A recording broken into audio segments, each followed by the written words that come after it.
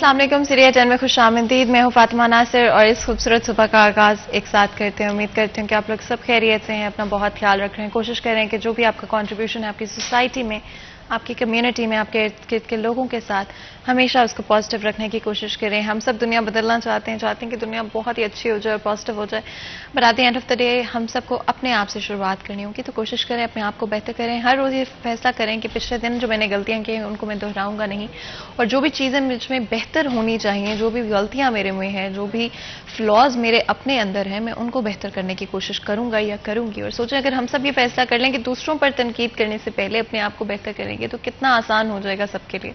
तो यही सोच, यही ख्याल लेकर आगे बढ़ेंगे प्रोग्राम में। हमारे हर दिन का आगाज़, हर प्रोग्राम का आगाज़ एक अच्छी सोच, एक अच्छे ख्याल के साथ होता है। एक दिन एक नेकी में मुफ्ती अहमद अली हमारे साथ मौजूद होंगे, चलते हैं उनके पास।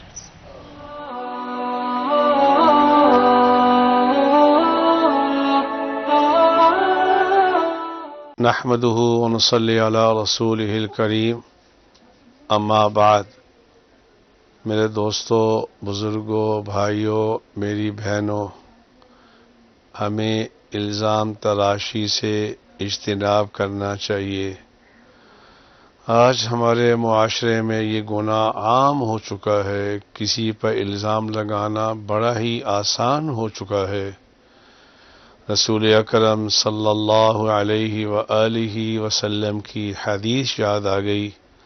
आप अलैहिस्सलातु वस्सलाम ने फरमाया, जिस शख्स ने अपने गुलाम पर जिना का इल्ज़ाम लगाया हालांकि उसने वो किया नहीं था, क़यामत के दिन अक़ामल्लाहु अल हद्द यौमल क़यामा, क़यामत के दिन अल्लाह इस पर हद नाफिज करेंगे। इसलिए मेरे भाइयों और मेरी बहनों, मेरे बुज़ुर्गों, इल्ज़ाम तराशी से इज्तिनाब किया करो, इज्तिनाब किया करो।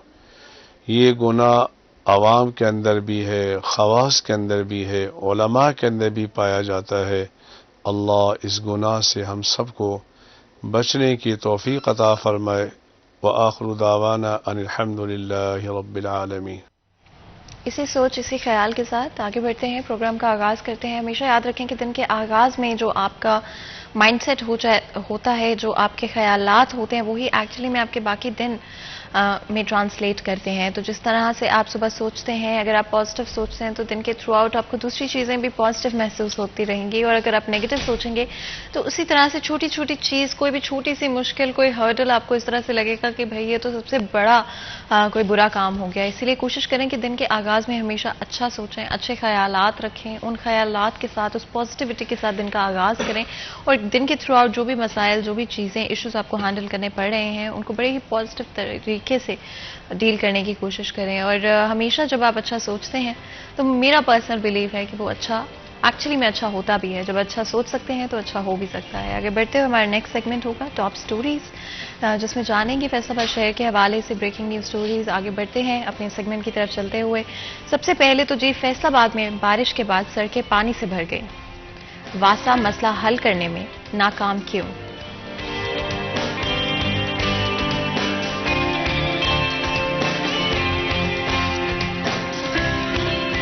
महंगाई का जन बेकाबू, गरीब के लिए अशाए जरूरत खरीदना हुआ मुश्किल।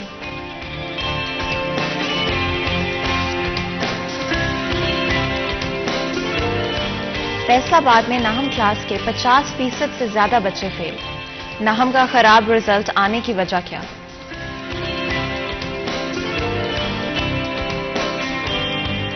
तो ये थी हमारी आज की टॉप स्टोरीज, और कोशिश होगी हमारे नेक्स्ट जो हमारा सेक्शन है प्रोग्राम का, उसमें इन्हीं के हवाले से बातचीत करें और ब्रेक डाउन करें हमेशा की तरह कि क्या इश्यूज हैं और आखिर वो इश्यूज जिनकी वजह से बाकी प्रॉब्लम्स को सॉर्ट आउट नहीं किया जा पाता। और आगे बढ़ते हुए मैं आपका पहले हमारे डिस्कशन में हमें बहुत ही खास मेहमान ज्वाइन कर रहे हैं, मैं उनका इंट्रोडक्शन करा देती हूँ। तो जी, वकास अहमद बेग हमारे साथ मौजूद हैं, हमारे सीनियर रिपोर्टर है। आपको वेलकम करते हैं वकास, बहुत बहुत शुक्रिया आज हमारे लिए, हमारे शो के लिए वक्त निकालने के लिए।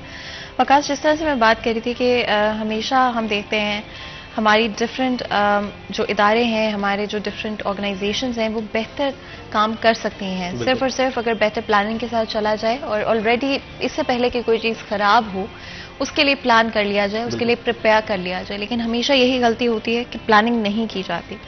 अगर हम फैसलाबाद शहर की बात करते हैं, जब भी हमने, चाहे वो हम मानसून की ड्यूरेशन में बात करें या फिर हम रिसेंटली जो बारिशें देखने को मिली उनकी बात करें, जिन इलाकों में बारिश काफ़ी ज़्यादा हुई वहां पर फौरी तौर पे पानी खड़ा हुआ नजर आया।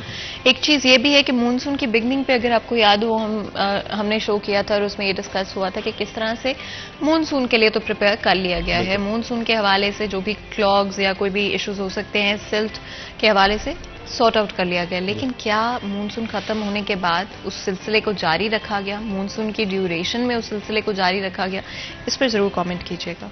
हाँ बिल्कुल फातिमा, इस हवाले से मैं बताऊं कि एक तो लफ्ज़ होता है कि काफ़ी ज़्यादा बारिश, लेकिन अगर हम गुज़िश्ता रोज़ की बारिश की बात करें तो वो काफ़ी ज़्यादा नहीं थी, क्योंकि ओवरऑल शहर के अंदर जो बारिश बहुत कम एरियाज में थी। कुछ एरियाज के अंदर जो बारिश थी उसकी भी एवरेज अगर हम निकालें तो 11.36 मिलीमीटर के करीब जो है वो गुज़िश्ता रोज़ बारिश हुई। लेकिन उसके बावजूद हमारे शहर की मेन शाहराहें कुछ ऐसी थीं जहाँ वो 11 मिलीमीटर पानी, बारिश का पानी जो है वो भी मौजूद रहा और ये रात गए तक मौजूद रहा। अभी भी कुछ इलाकों के अंदर बारिशी पानी जो है वो मौजूद है जिसकी निकासी नहीं की जा सकी।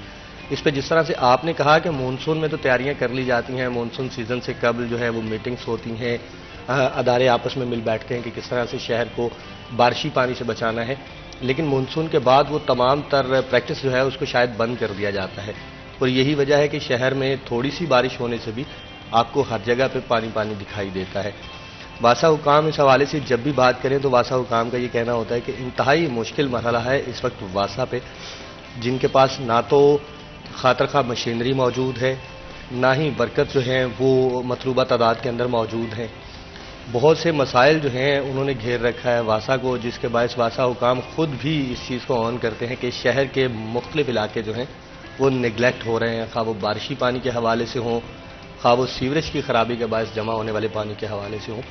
लेकिन आफ्टरऑल इन तमाम चीज़ों का जो खमियाजा है वो भुगतना पड़ता है एक आम शहरी को, जो कि घर में बैठा हुआ है, जिसकी ये उम्मीद है कि उसके अदारे उसके लिए बेहतर करेंगे, उसको साफ रास्ता फराहम किया जाएगा, उसकी गलियां साफ होंगी, लेकिन ऐसा कुछ भी होता हुआ जो है वो दिखाई नहीं देता, जिसकी बड़ी वजह जो है वो वासा के पास अमले की शॉर्टेज है, जो कि मुसलसल कई सालों से चली आ रही है। उस पर कोशिश की जाती है हर बार कि नए वर्कर जो हैं उनको भर्ती कर लिया जाए, लेकिन गुज़िश्ता कई सालों से अगर मैं बात करूं तो सिर्फ 200 सीवरमैन जो है वो भर्ती किया गया, वो भी योमिया बेस पे, जिनको रोज़ाना की बुनियाद पे जो है वो पे किया जाता है।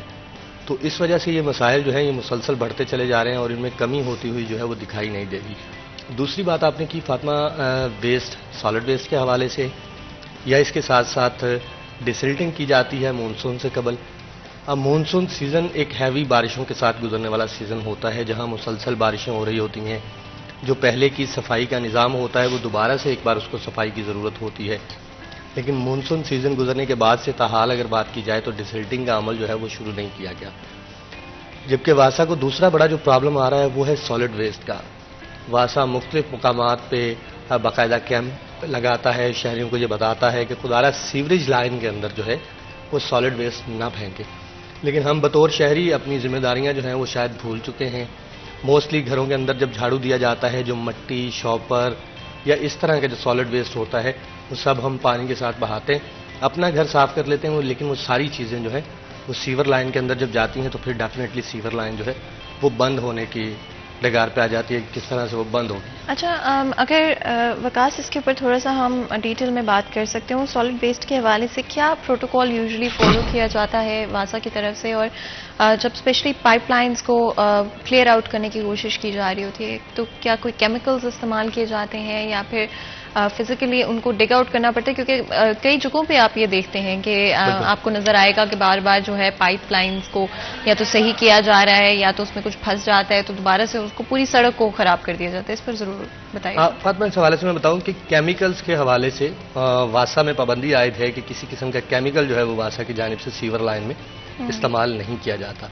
अलबत्ता सॉलिड वेस्ट की अगर हम बात करें तो सॉलिड वेस्ट में सबसे ज़्यादा जो चीज़ें हैं वो शॉपर और मट्टी, ये दो चीज़ें सबसे अहम हैं, जो जब भी सीवर लाइन के अंदर जाते हैं तो सीवर लाइन को बंद कर देते हैं। इनके लिए सिर्फ एक ही हल होता है कि उसको प्रॉपर किसी चीज़ से, जिस तरह सीवरमैन को बाकायदा जो है वो बाल्टियाँ फ्राहम की जाती हैं, बाल्टी के ज़रिए से, मशीनरी के ज़रिए से हैवी मशीनरी लगाई जाती है, जनरेटर्स लगाए जाते हैं, कोई डिसिल्टिंग के दौरान तमाम तर पाइपलाइन जो है उसको क्लियर किया जाता है। 9 इंच हॉल की जो लाइन होती है वो मोस्टली इलाकों के अंदर उसकी सूरत हाल ये हो चुकी है कि निचली सतह पे जो है वो 4 से 5 इंच मिट्टी के जम जाने के बाद, सॉलिड वेस्ट के जम जाने के बाद ऊपर का 3 इंच 4 इंच का हिस्सा जो है वो सिर्फ पानी के अखराज के लिए मौजूद है। अब जब डिसिल्टिंग नहीं होगी तो वही मिट्टी जो वहाँ पे रुक चुकी है उसके ऊपर बहुत कम जगह से पानी का गुजर होगा, जिसके बायस से शहरी जो है वो अक्सर ये शिकायत करते रहते हैं कि उनका सीवरेज जो है वो ओवरफ्लो हो गया। इसके साथ साथ दूसरी बड़ी वजह जो है वो हमारे यहाँ वासा के काम को मध्यम करने के लिए मैं समझता हूँ कि सबसे बड़ा किरदार जो है वो फैसलाबाद वेस्ट मैनेजमेंट कंपनी का भी है। फैसलाबाद वेस्ट मैनेजमेंट की जिम्मेदारी है कि वो तमाम इलाकों, गलियों, ख़ास तौर पे मेन शाहराहों की सफाई जो है उसको यकीनी बनाए।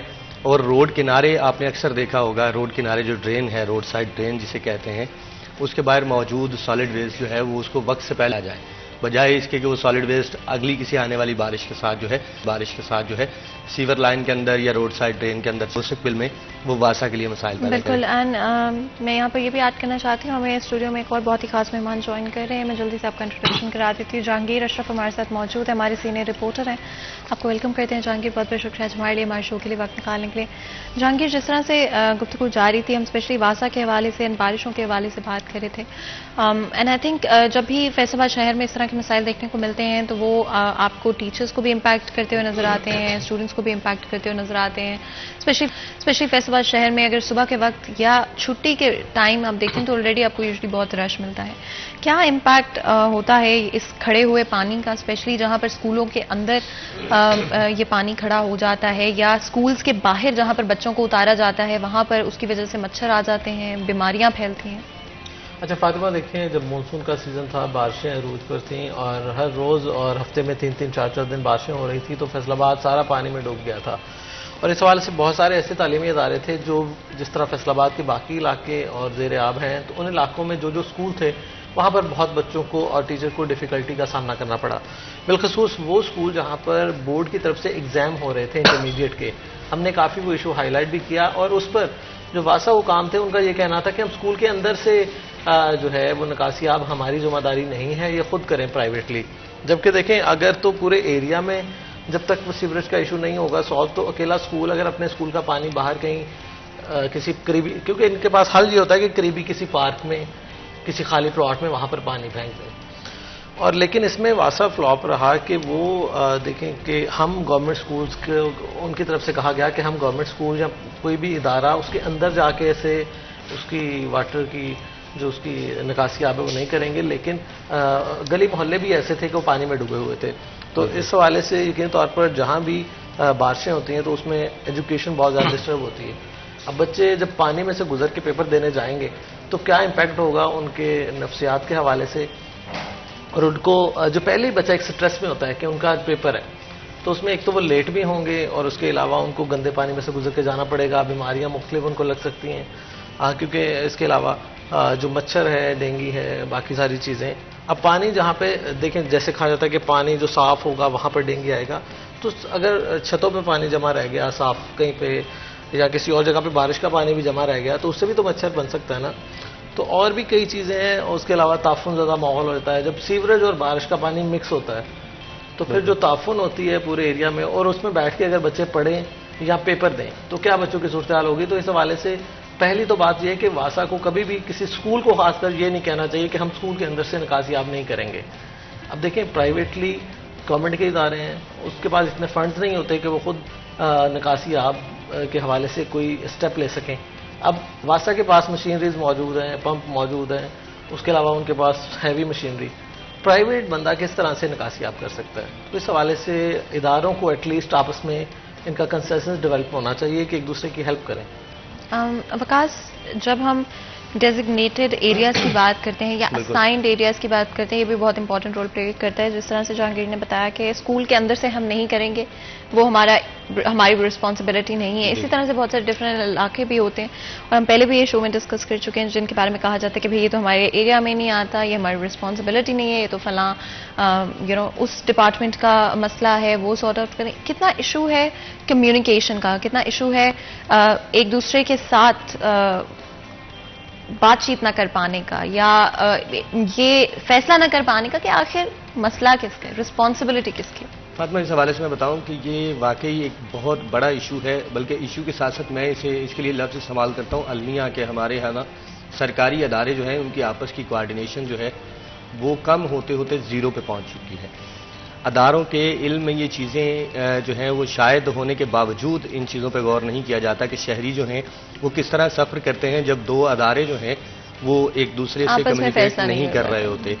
इसका सबसे बड़ा इशू मैं आपको बताऊं कि फैसलाबाद के अंदर जितनी रोड साइड ड्रेन है, जो सड़क किनारे ड्रेन आपको नज़र आती है, जिसके फिल हो जाने से, जिसके ओवरफ्लो हो जाने से रोड पे पानी आता है और लोग वासा को जो है वो कोस रहे होते हैं, सबसे बड़ा मसला ये है कि उनमें से एक भी ड्रेन वासा की नहीं है। रोड साइड जितनी ड्रेन्स हैं ये तमाम ड्रेन जो हैं मेट्रोपॉलिटन कॉरपोरेशन के अंडर आती हैं, और उस पे सोने पे सुहागा ये है कि मेट्रोपॉलिटन कॉरपोरेशन के पास तमाम मौजूद रोड साइड ड्रेन को क्लियर करने के लिए एक भी सीवरमैन मौजूद नहीं है। अब जब भी बारिशी सूरत हाल होती है या ऐसा मसला होता है तो सबसे पहले इम्पैक्ट होता है रोड्स के ऊपर। शहर के मुख्तलिफ शाहराहें जिन पर जो है वो बारिशी पानी जमा हो जाता है, उसकी निकासी के लिए जब मेट्रोपॉलिटन के पास कोई बंदा ही मौजूद नहीं है, कोई सीवरमैन ही मौजूद नहीं है, तो फिर उस वक्त वासा जो है वो फौरी तौर पे मदद करता है मेट्रोपॉलिटन कॉरपोरेशन की, और अपनी बहुत सी चीज़ें, अपने बहुत सी जिम्मेदारियां जो हैं उनको छोड़ के सबसे पहले रोड जो हैं वो क्लियर किए जाते हैं ताकि शहरियों का जो आमदोरफ्त है वो मुतासिर ना हो।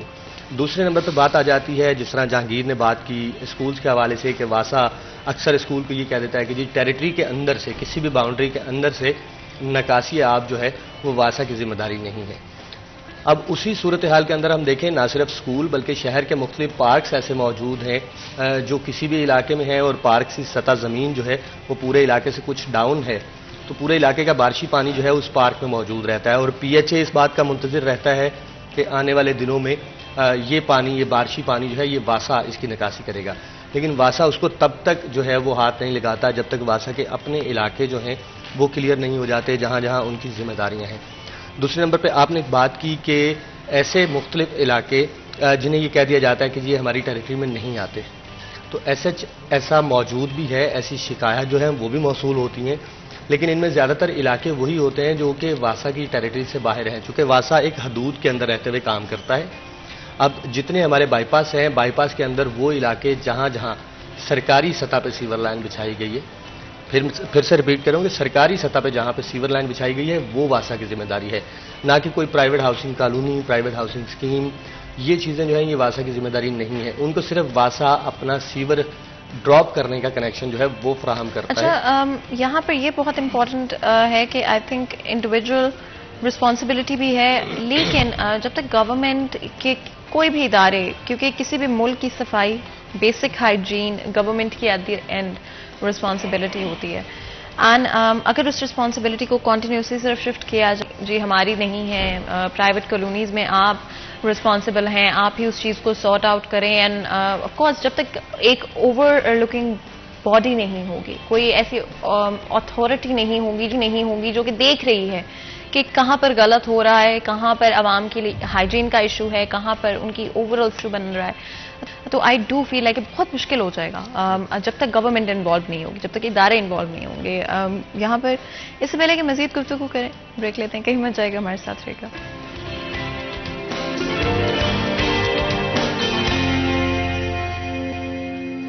Welcome back. सीरिया 10 में एक दफ़ा फिर आपको खुशामदीद कहते हैं। ब्रेक में जाने से पहले गुफ्तगू जारी थी, बात की फैसलाबाद में होने वाली बारिशों के हवाले से किस तरह से मैनेज किया जाता है और कहाँ पर वीकनेसेस मौजूद है with in the system itself, और बेटर तरीके से अगर कम्युनिकेट किया जाए इदारों के दरमियान, बेटर तरीके से मैनेज किया जाए, ओवरलुक किया जाए चीज़ों को, डिफरेंट कॉलोनीज को, चाहे वो प्राइवेट हों चाहे वो गवर्नमेंट हों, हर इलाके को मॉनिटर किया जाए कि कहीं पर भी अगर किस तरह की गफलत हो रही है, कहीं पर निगलेक्ट किया जा रहा है, बेसिक हाइजीन इश्यूज़ को जो कि शहरियों को फेस करने पड़ते हैं जब पानी खड़ा हो जाता है, इकट्ठा हो जाता है, और बड़ी बेसिक सी चीज़ें होती हैं जिनकी वजह से ये इश्यूज सामने आते हैं। तो आई थिंक सिर्फ और सिर्फ ध्यान की ज़रूरत है, फोकस की ज़रूरत है, और बहुत सारे इश्यूज खुद ब खुद सॉल्व होते हुए नजर आएंगे। आगे बढ़ते हुए कोशिश करेंगे कि डिफरेंट एस्पेक्ट्स को कवर करने की कोशिश करें। अगर हम महंगाई की बात करते हैं तो at the end of the day महंगाई हमें दिन ब दिन बढ़ती हुई नजर आती है।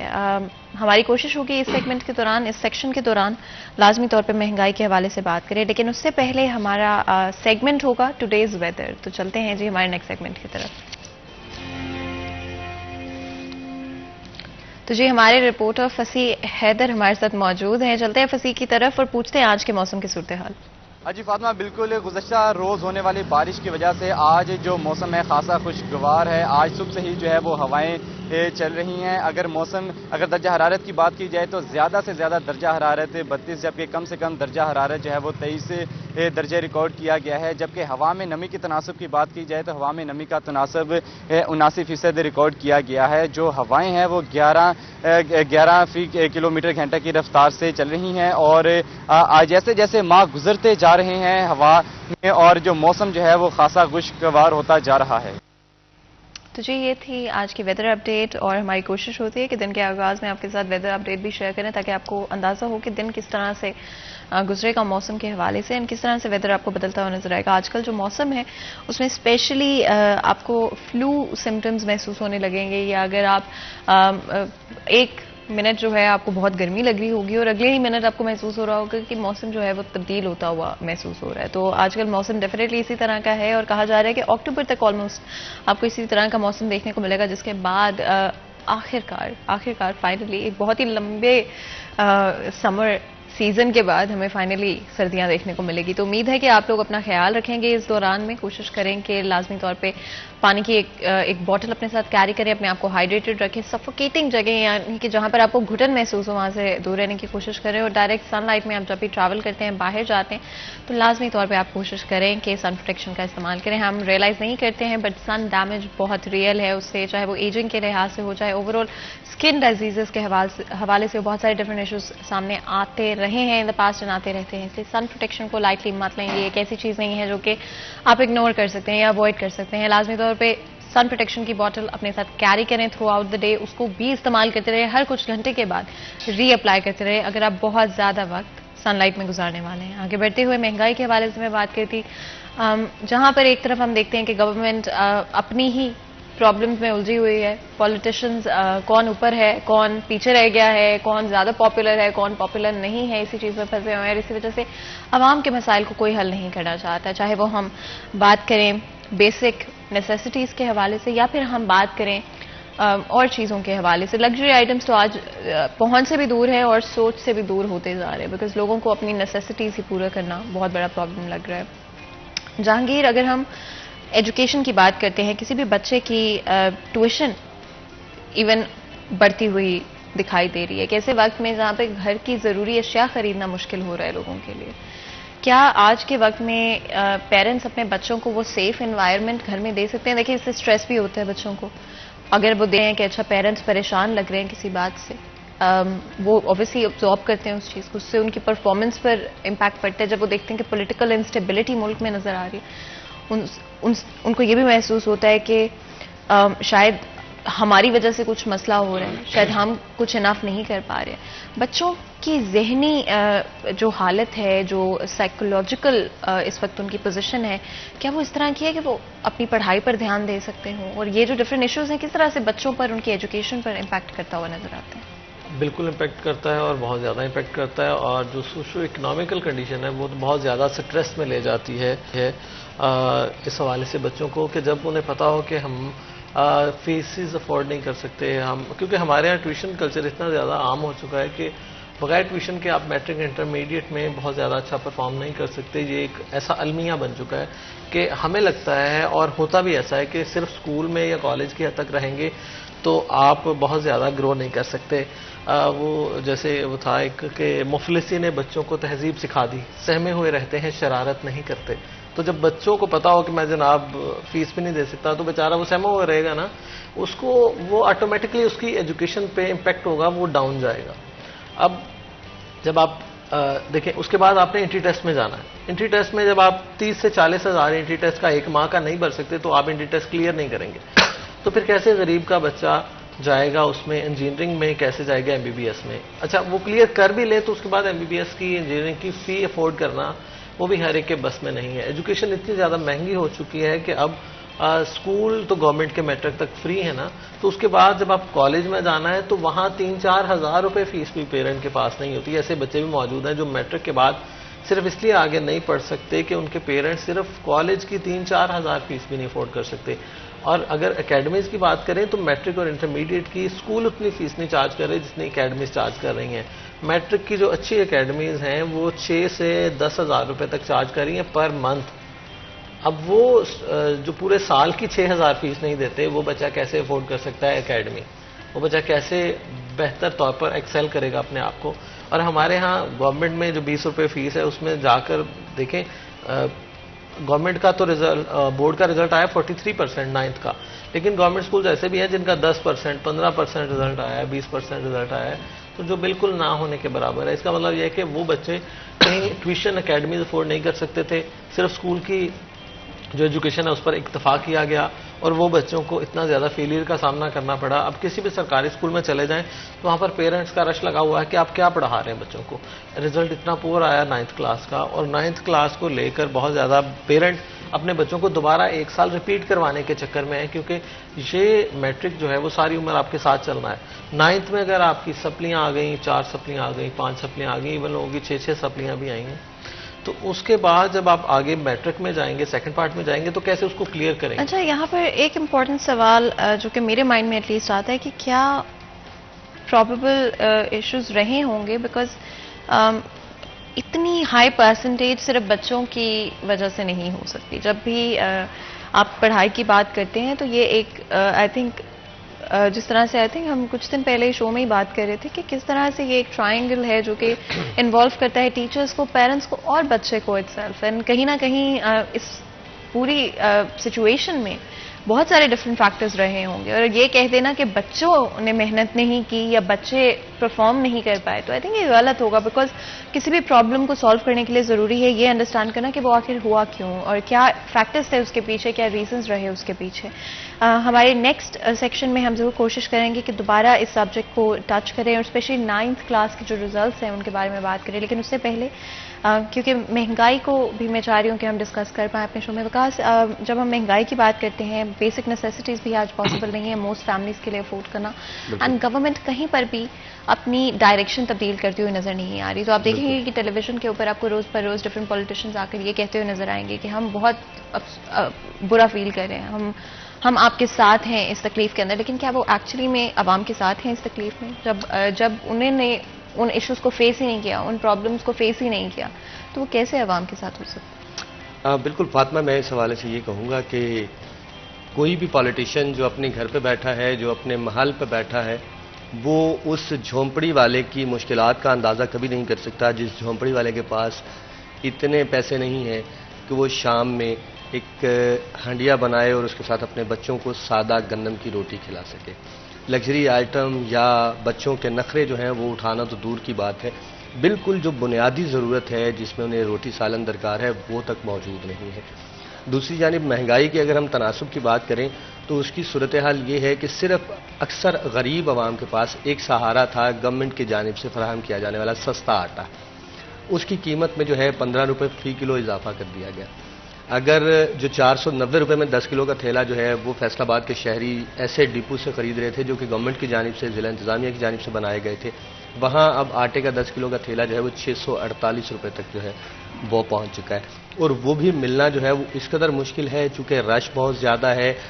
जो तादाद है ऐसे अफराद की जिनको सरकारी रेट वाला आटा चाहिए, उनकी तादाद में मुसलसल इजाफा हो रहा है, लेकिन ज़िला इंतज़ामिया के पास भी उस कदर मिकदार में आटा मौजूद नहीं है कि वो हर शख्स को सप्लाई कर सकें।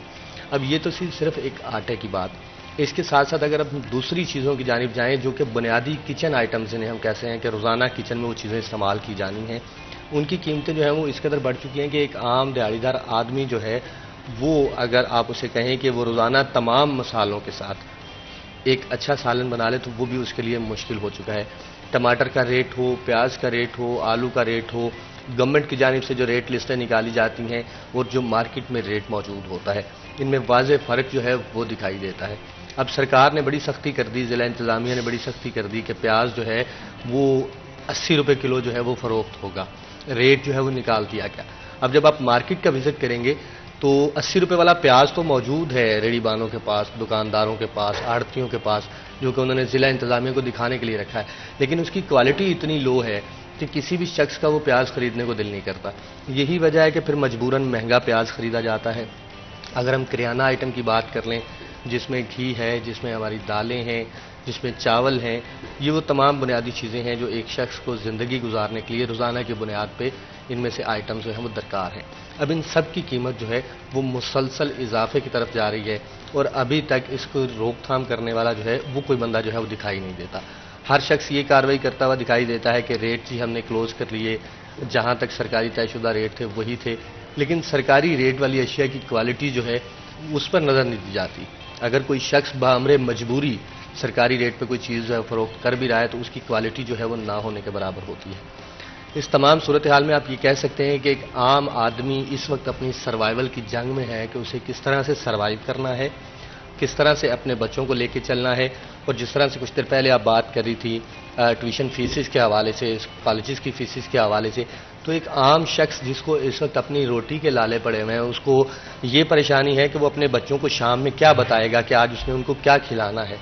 तो उसके लिए दीगर चीज़ें जो हैं वो इस वक्त लग्जरी आइटम में शामिल हो रही हैं। हालांकि ये लग्जरी आइटम थी नहीं, तालीम एक बुनियादी सहूलत है, लेकिन एक गरीब आदमी के लिए तालीम जो है वो अब लग्जरी होती जा रही है। ये वो मसला है जिसकी वजह से हर शख्स जो है वो अपने हदूद के अंदर रहते हुए परेशान दिखाई दे रहा है।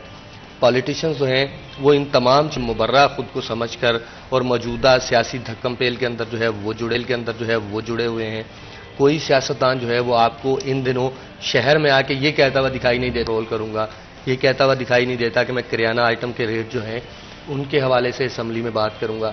असम्बली के अंदर, ऐवान के अंदर जहां आवाम की नज़रें होती हैं कि यहाँ से हमारे लिए कुछ बेहतरी का फैसला होगा, उन ऐवानों के अंदर से इस वक्त सिर्फ जो है वो एक अजीब किस्म की हाहाकार जो है वो दिखाई दे रही है कि पॉलिटिकल सिचुएशन क्या है। सिर्फ अब कैओस आई थिंक आपको नजर आ रही है। अगर आप देखें इदारों के अंदर देख लें या आप पॉलिटिकली जो हमारी गवर्नमेंट्स है, नेशनल गवर्नमेंट, प्रोविंशियल गवर्नमेंट्स, आपस में कोई कम्युनिकेशन नहीं हो रही, कोई गुफ्तगू होती हुई नजर नहीं आ रही, कोई अर्जेंसी नजर नहीं आ रही कि अवाम के लिए चीज़ें इतनी मुश्किल हो रही हैं और उनको सॉल्व करना कितना ज़रूरी है। यहाँ पर एक ब्रेक लेते हैं, कहीं में जाएगा, हमारे साथ रहेगा।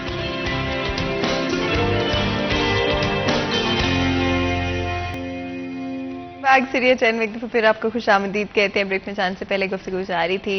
अब कोशिश होगी बात करें क्लास 9th के रिजल्ट्स के हवाले से, जिसमें 50% बच्चे फेल हो गए हैं। एंड वंस अगेन मैं यहाँ पे ये जरूर कहना चाहती हूँ कि ये सारी रिस्पॉन्सिबिलिटी बच्चों के ऊपर नहीं आती है। एंड फेलियर जिंदगी का एक बहुत इंपॉर्टेंट हिस्सा होता है। अगर आप कभी फेल नहीं हुए, वो चाहे एक्चुअली में फेल होना हो या किसी और चीज में, किसी और एरिया में अपनी जिंदगी के फेल होना हो, फेलियर बहुत कुछ सिखा देता है। और इसमें पेरेंट्स को भी बच्चों को कसूरवार नहीं ठहराना चाहिए, बिकॉज साइकोलॉजिकली उनके लिए ये बहुत बड़ा इशू बन सकता है। तो बहुत ज़्यादा ख्याल रखें इस चीज़ का, इस सिचुएशन को बड़ी सेंसिटिवली हैंडल करें, अपने बच्चों को मोटिवेट करें। एक बार किसी भी तरह का परफॉर्मेंस एक दफ़ा की आपकी पूरी ज़िंदगी पर कभी असरअंदाज नहीं होती। आप अगर कोशिश करेंगे दोबारा से, अगर आप दोबारा करने का सोच रहे हैं, 10th में अच्छा परफॉर्म करने का सोच रहे हैं, जो भी आप फैसला करते हैं इस आउटकम के बाद, हमेशा ये याद रखें कि कोई भी एक चीज़ आपकी ज़िंदगी और आपके सक्सेस को आने वाली ज़िंदगी में डिफाइन नहीं कर पाती। और ये मैसेज बच्चों के लिए भी है, टीचर्स के लिए भी है, पेरेंट्स के लिए भी, कि सिचुएशन को बड़ा कंस्ट्रक्टिवली लें और ये देखें कि अब आगे क्या करना है, आगे कैसी चीज़ों को बेहतर करना है। बच्चों को साइकोलॉजिकली इतना मत डाउन करें कि वो अपनी जो आने वाली ज़िंदगी है वो उस एक चीज़ की वजह से, जो कि बहुत बड़ी सी जिंदगी में एक बहुत छोटा सा इवेंट है, पूरी जिंदगी जो है वो उनके साथ ये फेलियर जुड़ा ना रहे, स्टिक ना करे। तो मोटिवेट करें उनको आगे, बस हौसला दें कि वो आगे बढ़ के जो भी करना चाहते हैं उनके लिए रास्ते बंद नहीं हुए, बहुत सारे रास्ते हैं और आगे चलते हुए रास्ते खुलते जाते हैं साथ साथ। जहांगीर, इस सब्जेक्ट के ऊपर ऑफ कोर्स आपको पता है ऑलरेडी काफ़ी रिपोर्टिंग हो चुकी है, काफ़ी बड़ा इशू है 50% बच्चों का फेल होना। क्या आपके ख्याल में प्रॉब्लम रहा, क्या फैक्टर्स रहे, टीचर्स की कहाँ पे मिस्टेक रही, इदारों की, हमारे एजुकेशन सिस्टम की? अच्छा फातिमा, इसमें नो डाउट सिस्टम जो है वो बहुत ज़्यादा कसूरवार है इस सारे जो सिनेरियो का। जो हमारे यहाँ 9th का रिजल्ट सामने आया तो सारे ही वो एक दफ़ा तो कह रहे हैं ना शस्दर रह गए कि इतना बुरा रिजल्ट। और इस हवाले से चूंकि कमिश्नर के पास चेयरमैन का चार्ज है तो वो खुद कह रहे थे कि एक्सपेक्ट कर रहे थे 50% से ज़्यादा रिजल्ट आएगा, लेकिन रिजल्ट आया 43%। इसका मतलब है कि मोर देन 56% जो बच्चे हैं वो फेल हुए और फैसलाबाद में इनकी तादाद 1 लाख से ज़ायद है। 1 लाख से ज़ायद वो बच्चा जो जो 9th में और पहली बार अपनी लाइफ में बोर्ड में अपीयर हुआ। 2 साल 7th 8th उन्होंने वो गुजारे जब वो स्कूल नहीं जा सके, पढ़ाई से इन टच नहीं रहे और कोई एग्जाम उनका नहीं हुआ, उनको अगली क्लास में बिठा दिया गया। जब डायरेक्ट उसका 9th क्लास का पहला बोर्ड था, वो एक तो पहले बोर्ड का वैसे ही प्रेशर होता है कि 9th का रिजल्ट हमेशा ही 50-55% इसके राउंड अबाउट रहता है और मजीद उससे 7-8 दर्जे नीचे जाना, तो ये इसमें सबसे बड़ा रीज़न है पिछले 2 साल कोविड के। अच्छा, उसमें क्या हुआ कि हमारे गवर्नमेंट स्कूल के जो बच्चे हैं वो तो बिल्कुल ब्लैंक रहे, इदारों से अटैच नहीं रहे और प्राइवेट स्कूल जो हैं उन्होंने ऑनलाइन किसी ना किसी तरह बच्चों को ज़्यादा इंगेज रखा। तो अब अगर रिजल्ट का कंपैरिजन करें प्राइवेट और गवर्नमेंट का, तो प्राइवेट इदारे ऐसे मौजूद हैं जिनका 9th का रिजल्ट 80-90% और इससे अबव रहा। 80% का मतलब है कि बोर्ड से डबल रिजल्ट रहा। और हमारे यहाँ गवर्नमेंट स्कूल ऐसे भी हैं जहाँ पर 10 से 20% रिजल्ट रहा। इसका मतलब है कि कितना ज़्यादा गैप है कि प्राइवेट सेक्टर जो कि मोस्टली हर इदारा प्राइवेट का वो 60% इससे ऊपर रिजल्ट दे रहा है, 70% दे रहा है, क्योंकि उन्होंने अपने बच्चों को 2 साल भी इंगेज रखा किसी न किसी सूरत में। चाहे वो आप ये उन पर इल्ज़ाम लगाएं कि जनाब प्राइवेट सेक्टर ने फीसों के लिए बच्चों को इंगेज रखा, तो वो तो एक अलग फैक्टर है, लेकिन गवर्नमेंट सेक्टर में ये बहुत ज़्यादा कमी देखी गई कि बच्चों को इंगेज नहीं रखा गया उस तरह से जिस तरह से उनको तालीम से जुड़े रखना चाहिए था। अब 9th में क्या हुआ कि पहली बार बच्चों को 20% जो है 20 से 30% उनको जो कंसेप्चुअल क्वेश्चंस हैं वो शामिल किए गए। अब हमारे यहाँ ये ट्रेंड नहीं है, पहली से 8वीं तक उन बच्चों ने जो पढ़ा है रट्टा सिस्टम के तहत के जो किताब में लिखा है वही क्वेश्चन आएंगे, वही हमने फिल करके रट्टा सिस्टम से मेमोरी जज होती है हमारे एग्जाम में। ये बेसिकली मेमोरी का टेस्ट होता है, ये कोई आपकी कॉम्पिटेंसी का टेस्ट नहीं है। तो हम मेमोरी इतनी ज़्यादा हमारी शार्प नहीं हो सकी बच्चों की कि वो कंसेप्चुअल क्वेश्चंस को भी आगे जाके कर सकें। तो एक तो इसका फैक्टर ये है कि 20% 30% मार्किंग की वजह से बच्चे डाउन आ गए। तो बाकी भी कई फैक्टर इसमें इन्वॉल्व हैं कि पेरेंट्स और टीचर्स का वो रोल जो होना चाहिए था इस सेशन में वो नहीं हुआ और बच्चे भी थोड़ा सा कंफर्ट जोन में थे कि शायद हमें 2 साल इतना रिलैक्स मिला है तो इस साल भी कोई ना कोई रिलैक्सेशन मिलेगी। ये बहुत बड़े फैक्टर्स हैं और उन्होंने अपने सीनियर्स को देखा कि 1100 में से 1100 नंबर आ रहे हैं, 12 पेपर की बजाय 3 पेपर दिए जा रहे हैं। उनको शायद था कि हमें स्मार्ट सिलेबस इंट्रोड्यूस करवाया गया था, तो एकदम से फुल सिलेबस पर आना, एकदम से नया कंसेप्चुअल पैटर्न ऐड करना एग्जाम में और 2 साल 7th 8th बगैर एग्जाम के अगली क्लास में जाना, सबसे मेन रीजन फेलियर के ये हैं। और उसके अलावा गवर्नमेंट सेक्टर में चूंकि एक क्लास में 100 बच्चा बैठा होता है तो टीचर किस तरह से डिलीवर करेगा। टाइम शॉर्ट था उसके पास लेकिन रिस्पॉन्सिबिलिटी बहुत ज़्यादा थी और उसके अलावा इलेक्शन की वो तस्दीक भी वो करते रहे हैं और कई ड्यूटियां करते रहे हैं।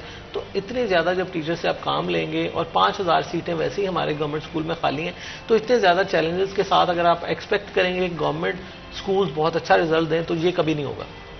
And at the end of the day जब कोई भी इशू आपके सामने आता है तो हमारी एटलीस्ट कोशिश होती है कि उसको ब्रेक डाउन करने की कोशिश करें और इस सिचुएशन में ज़्यादा आपको स्ट्रक्चरल इश्यूज नज़र आएंगे। आई फील लाइक कि इम्प्लीमेंटेशन में कहाँ पर ख़राबी रही है, जहाँ पर 2 साल पहले बच्चों को रिलीफ दिया गया, बच्चों के लिए चीज़ों को आसान किया गया, तो आई डू फील लाइक कि अगर आगे चलते हुए भी उनके लिए आहिस्ता आहिस्ता उनको वापस लाया जाता उसी पेस के ऊपर तो वो ज़्यादा बेहतर रहता रादर देन कि उनके ऊपर ऑल ऑफ अ सडन एक साथ हर चीज़ डाल दी गई, उनके ऊपर वो प्रेशर वो बर्डन एक साथ डाल दिया गया। एंड स्पेशली जो बच्चे छोटे होते हैं आई थिंक उन पर ज़्यादा इम्पैक्ट होता है, इसीलिए आपको शायद एफएससी पे इतना डिफरेंस ना नज़र आया हो, लेकिन 9th एंड 10th में आपको बहुत ज़्यादा एक बहुत ही शॉकिंग सरप्राइजिंग आपको नज़र आया डिफरेंस। एंड जब ये बच्चे 8th 9th में रहे 8th में 7th 8th में रहे होंगे तो आई डू थिंक कि वहाँ पर बहुत इम्पैक्ट हुआ। बिकॉज आपके ख्याल में 6वीं क्लास की बात करें, 7वीं क्लास की बात करें, 8th क्लास की बात करें, ये बिल्कुल बिल्ड अप क्लासेस होती हैं जस्ट बिफोर आप बहुत इंपॉर्टेंट 9th 10th में आते हैं, फिर आप 11th 12th की तरफ को जाते हैं, तो बड़ी इंपॉर्टेंट स्टेजेस होती हैं। तो लगता है कि स्पेशली ये 6th 7th 8th वो जो बिल्ड अप होता है वो कोरोना के दौरान हो ही नहीं सका। हाँ डेफिनेटली फातिमा, जिस तरह जहांगीर ने कहा, ये बड़ा एक मेरे अपने जहन में भी एक सवाल आ रहा था, जहांगीर ने बड़ा उसका कंसेप्ट मेरे लिए क्लियर किया कि वो बच्चे जो इस बार घरों पे बैठे इसलिए परेशान हैं कि वो फेल हुए, मैं ये समझता हूँ कि वाकई गुज़िश्ता 2 साल तो बच्चों ने जो है ख़ास तौर पे सरकारी स्कूल के बच्चों ने शायद ही किताबें खोली हों और वो जो किताबें खोली हैं वो भी वालिदैन के डर से और घर में मौजूदगी के बायस जो है वो किताबें खोली गई हैं। अलबत्ता पढ़ाने वाला उनको कोई नहीं था, चूँकि उस तरह से ऑनलाइन सिस्टम जो है वो एजुकेशन सेक्टर के अंदर गवर्नमेंट की तरफ से जो है वो नहीं बनाया गया। प्राइवेट सेक्टर बहरहाल बच्चों को पढ़ाते रहे, क्लासेस होती रहीं, बच्चों के वालिदैन जो हैं वो ऑन टाइम जो है कम से कम ऑनलाइन ज़रूर होते थे। बच्चों के जो है वो स्टडी के हवाले से उनका रोज़ाना का जो सबक है वो लिया जाता था, फिर रोज़ाना के जो उनके लेक्चर हैं उनको कॉपी पेस्ट करके बच्चों को याद करवाए जाते थे। लेकिन गवर्नमेंट सेक्टर के अंदर जब बच्चों को ऐसा कोई मौका ही नहीं दिया गया कि वो ऑनलाइन पढ़ सकें, वो किताबों के सवालात जो हैं उनको जान सकें, और फिर तवज्जो जो है वो ज़्यादा, चूँकि कोविड जो है वो एक डर का माहौल था, ख़ास तौर पे वालिदैन जो है वो इस चीज़ से डरे हुए थे कि हमारे बच्चे जो हैं वो कहीं इस महलिक मर्ज से जो है वो मुतासिर ना हो। ये वजह थी कि बच्चों को बहुत क्लोज रखा गया और घरों के अंदर भी वालिदैन की जानिब से बच्चों को जो है वो फ्री हैंड दिया गया, उन पर बहुत ज़्यादा सख्ती नहीं की गई, चूँकि वालिदैन को पता था कि खेलने की उम्र में हम इन बच्चों को जो है वो एक महलिक मर्ज से बचाने के लिए घरों के अंदर बंद कर रहे हैं। एक चार दीवारी जो है, चार दीवारी सा माहौल था। जिस तरह अगर आपको याद हो जो कोविड का पहला वार था, कोविड के पहले वार में हमारी गलियां बाजार जो है वो बिल्कुल खाली हो गए थे, लोग इस कदर डर चुके थे। वही डर जो है वो 2-3 साल के अंदर जो वो डर उतरा है, बच्चों को जो है वो जिस तरह से पास किया गया है नेक्स्ट क्लासेस में भिजवाने के लिए, उस वक्त भी शायद ये स्टेप इसीलिए लिया गया था कि कोई बच्चा जो है वो मायूस ना हो, कोई इसका साल जो है वो ज़ाया हो रहा है या उसकी स्टडी जो है उसका खर्च हो रहा है। वो स्टेप भी उस वक्त के लिहाज से बेहतर था।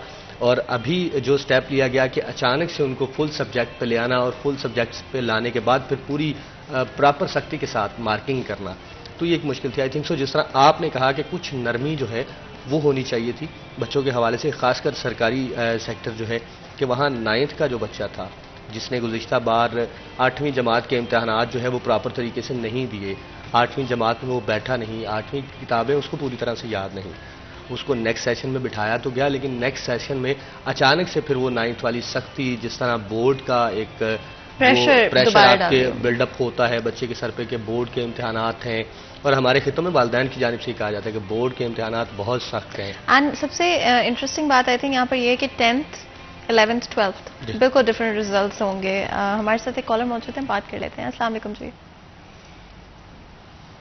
अस्सलाम वालेकुम, कौन बात कर रहे हैं और कहाँ से बात कर रहे हैं? जी कौन बात कर रहे हैं और कहाँ से बात कर रहे हैं? जी मैं ना मोहम्मद तनवीर बात कर रहा हूँ। तो एक ना ये चक जुमरा में ना हमारा एक गांव है जी, तहसील चक जुमरा में, तो वहाँ पे मैं ना ये बैठे हैं, आप इसी किस्म की बात कर रहे हैं, नाम के रिजल्ट की बात कर रहे हैं। तो मैं आज ना अभी एक स्कूल में गया हूँ, अभी यहाँ पे ना मेरी बच्चियां पढ़ती हैं जी गवर्नमेंट स्कूल में, तो वो कोई 7 में है, कोई 6 में है, कोई यानी 4 में है। तो सारी बच्चियों को उन्होंने ईंटें उखाड़ने और ईंटें ले जाने के लिए लगाया हुआ है, यानी 7, 6 और 5 क्लास की लड़कियां हैं। सारा दिन वो इसी तरह टीचरों ने उनको काम पे लगाया हुआ है। अगर शुरू से ही ऐसा होगा मैम, तो आगे रिजल्ट ना हम का आप जो बातें कर रहे हैं वो भी बिल्कुल परफेक्ट है, लेकिन ये बात हकीकत है कि हमारा जो ऊपर वाले जो अफसरान हैं उनका इस तरफ ध्यान ही नहीं है। जो छोटे स्कूल है, अभी 8 तक हमारा स्कूल है और टीचर पूरे नहीं है। बिल्कुल जी, बहुत बहुत शुक्रिया कॉल करने का और हमारे ये इशू शेयर करने का। एंड हमारी तो हमेशा हमारी ये कोशिश होती है कि स्पेशली आवाम के मसाइल और जो चीज़ें ऑन द ग्राउंड लेवल हो रही हैं उनके ऊपर रोशनी डाल सकते हों और कोशिश करें कि किस तरह से इदारों तक, इंतज़ामिया तक ये इश्यूज हम कन्वे कर सकते हों। आई विश कि हमारे पास और वक्त होता ताकि हम इस इशू को इन डिटेल बात कर पाते, जहांगीर आपका ओपिनियन ले पाते, लेकिन क्योंकि अब हमारे पास वक्त बिल्कुल बाकी नहीं। आप दोनों का बहुत बहुत शुक्रिया अदा करते हैं जो हमारे लिए, हमारे शो के लिए वक्त निकालने के लिए। यहाँ पर बिल्कुल छोटा सा ब्रेक लेते हैं, कहीं मत जाएगा, हमारे साथ रहिए।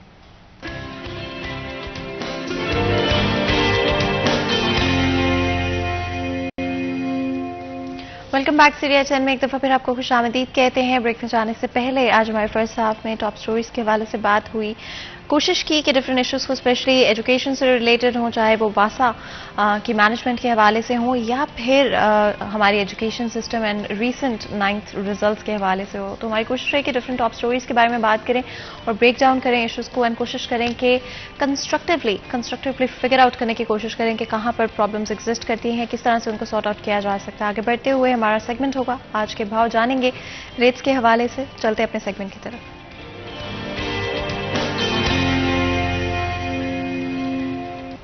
हमारे एंकर पर्सन मोहम्मद बिलाल डोगर हमारे साथ मौजूद होंगे, जानेंगे रेट्स के हवाले से चिकन वेजिटेबल्स क्या प्राइसेस है मार्केट में, और आप हमेशा इनको रेफरेंस के तौर पे इस्तेमाल कर सकते हैं जब भी आप मार्केट में जाते हैं। जी बिल्कुल, मार्केट कमेटी फैसलाबाद की जानिब से आज बरोज हफ्ते की रेट लिस्ट जो है वो जारी कर दी गई है। ब्रायलर मुर्गी के गोश्त के ऊपर सबसे पहले नजर डालते हैं तो 3 रुपये फी किलो महंगा होता दिखाई दिया है, 379 रुपये फी किलो पे पहुंच गया है। अंडे मुल्क की तारीख की बुलंद तरीन सतह 240 रुपये दर्जन पे है। आवाम के लिए सस्ता प्रोटीन नामुमकिन हो गया है। सब्जियों के अंदर भी कुछ उतार चढ़ा हुआ है, नजर डाल लेते हैं।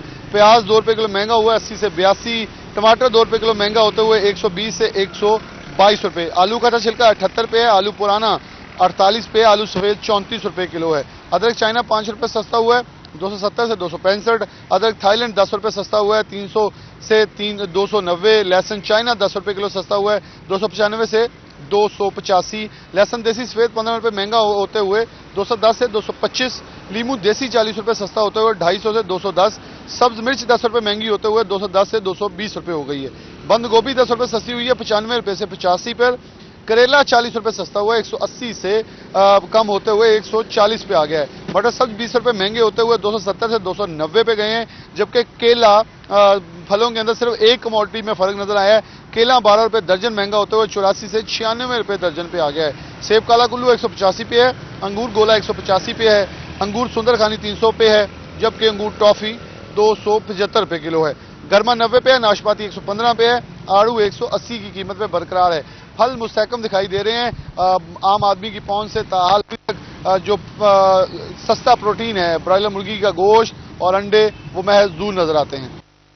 बहुत बहुत शुक्रिया बिलाल इस अपडेट के लिए। आप लोगों ने सुना किस तरह से रेट्स मार्केट में आज हैं, और मैं हमेशा कहती हूँ कि अपनी इन्फॉर्मेशन एंड नॉलेज पूरी होनी चाहिए। तो अगर आप मार्केट में जाते हैं, आपको लगता है कोई आपको ओवरचार्ज कर रहा है, कोई आपको इस तरह की प्राइसेस बता रहे हैं जो कि एक्चुअली में मार्केट में नहीं है, गवर्नमेंट की तरफ से सेट नहीं की गई है, तो लाजमी तौर पर आप उनको बता सकते हैं, रेफर बैक कर सकते हैं कि ये प्राइसेस नहीं है।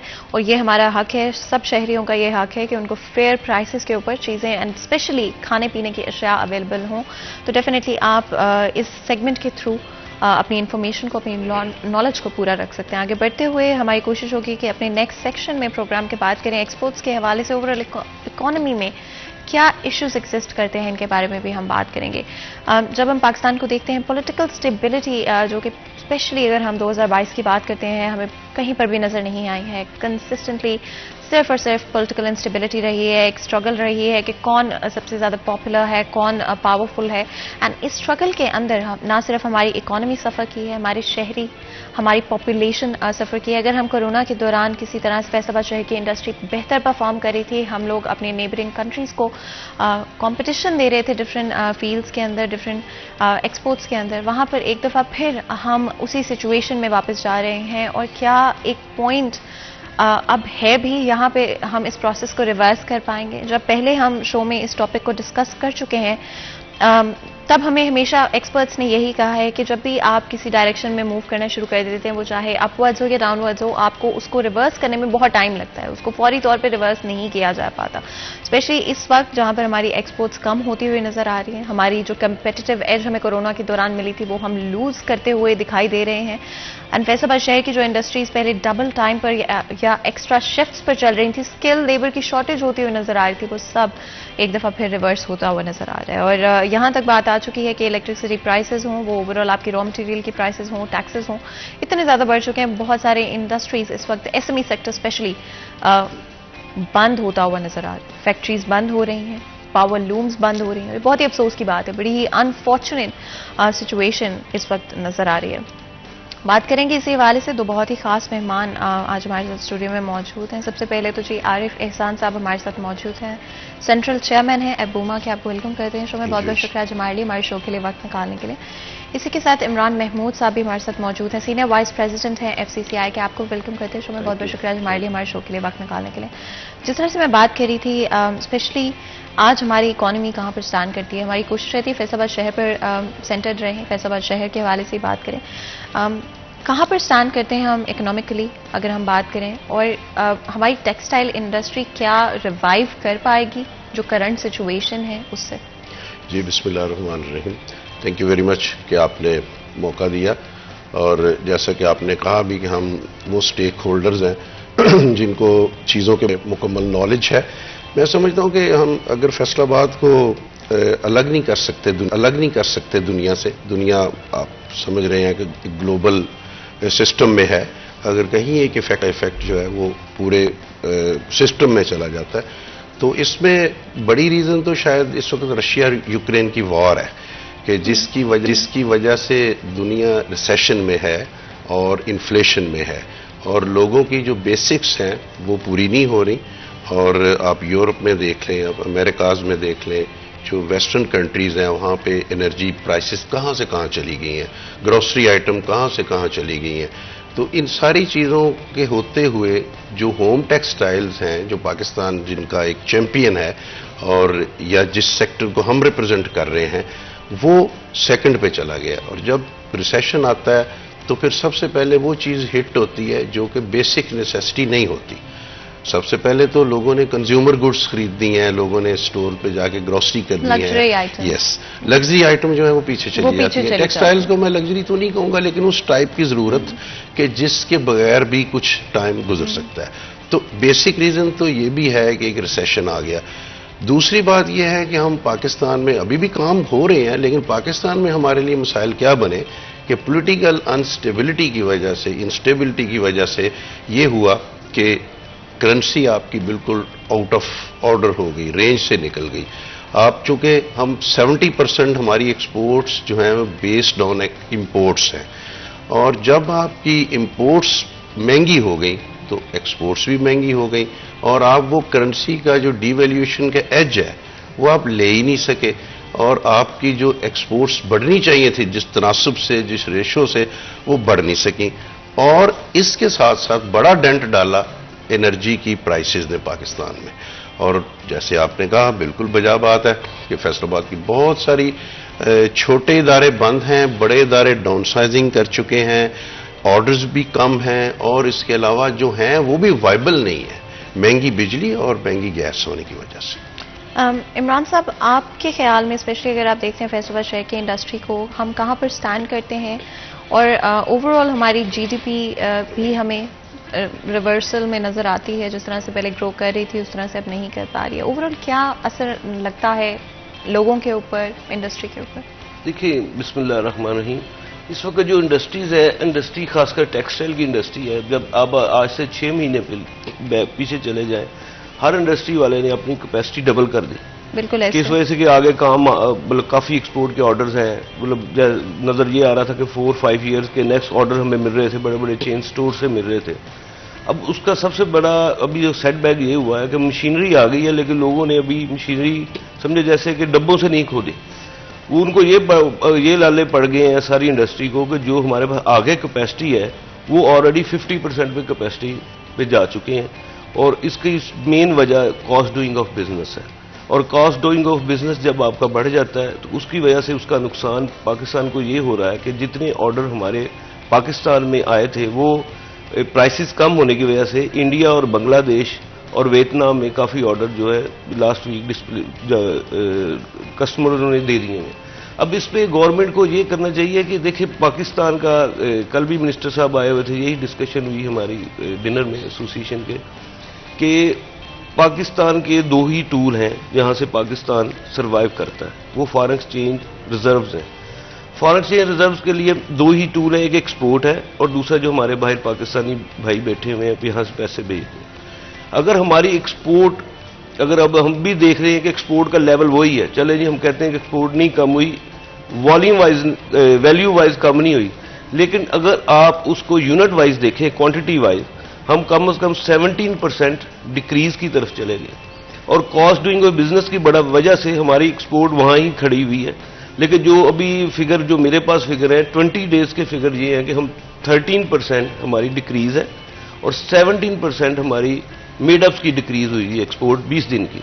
अभी 7 दिन 10 दिन है, उसमें देखेंगे क्या होता है। लेकिन अगर बढ़ भी जाती है तो वही मैं आपको जो आगे का कॉस्ट डूइंग ऑफ बिजनेस बढ़ने की वजह से वैल्यू आपकी बढ़ सकती, क्वांटिटी कम हो रही है। तो इसमें गवर्नमेंट से यही हमने बार बार रिक्वेस्ट की है कि एक्सपोर्ट को बचाएं। एक्सपोर्ट अगर डिस्टर्ब हो गई तो आगे फॉरेन एक्सचेंज हमें ये देखे $2000 भी इस वक्त भेजने के लिए स्टेट बैंक की मदद दरकार होती है और $2000 भेजने के लिए 10-10 दिन लगते हैं कि हमने कैसे भेजनी है, हमने वहां से मशीनरी इंपोर्ट करनी है। क्योंकि पाकिस्तान में हमारी जो एक्सपोर्ट है ये एक बड़ा सेट बैग है कि हमारा जितना रॉ मटेरियल है एक्सपोर्ट करने के लिए 70% हम इंपोर्ट पे और 30% जो है वो यहाँ लोकल मेड है। पिछली गवर्नमेंट में भी हम यही एक साल पूरा चीखते रहे कि इसको 50-50 की रेशियो पे लेके आए। अगर ये 50-50 की रेशियो पे ले आएंगे उसका फायदा ये होगा कि आपका फॉरेन एक्सचेंज जो आप इसको वेस्ट कर रहे हैं इन शेप ऑफ इंपोर्ट वो रुक जाएगा। लेकिन उस तरफ गवर्नमेंट ने नहीं ध्यान दिया। अब नई गवर्नमेंट आई है, अब देखें 9 सेंट में आपको बिजली मिल रही है, चले जी मिल रही, लेकिन उस वक्त हम कर रहे थे 158-160 पे डिवाइड, आज कर रहे हैं 250 पे डिवाइड। 248 से बिल आ रहे हैं लोगों को, वो कैसे फैक्ट्रियां चलाएंगे। लूम्स आपकी बंद पड़ी हुई हैं 70%, स्पिनिंग मिल आपकी 70% बंद पड़ी है, प्रोसेसिंग यूनिट तकरीबन आपके इन अ वीक 3 डेज बंद होते हैं।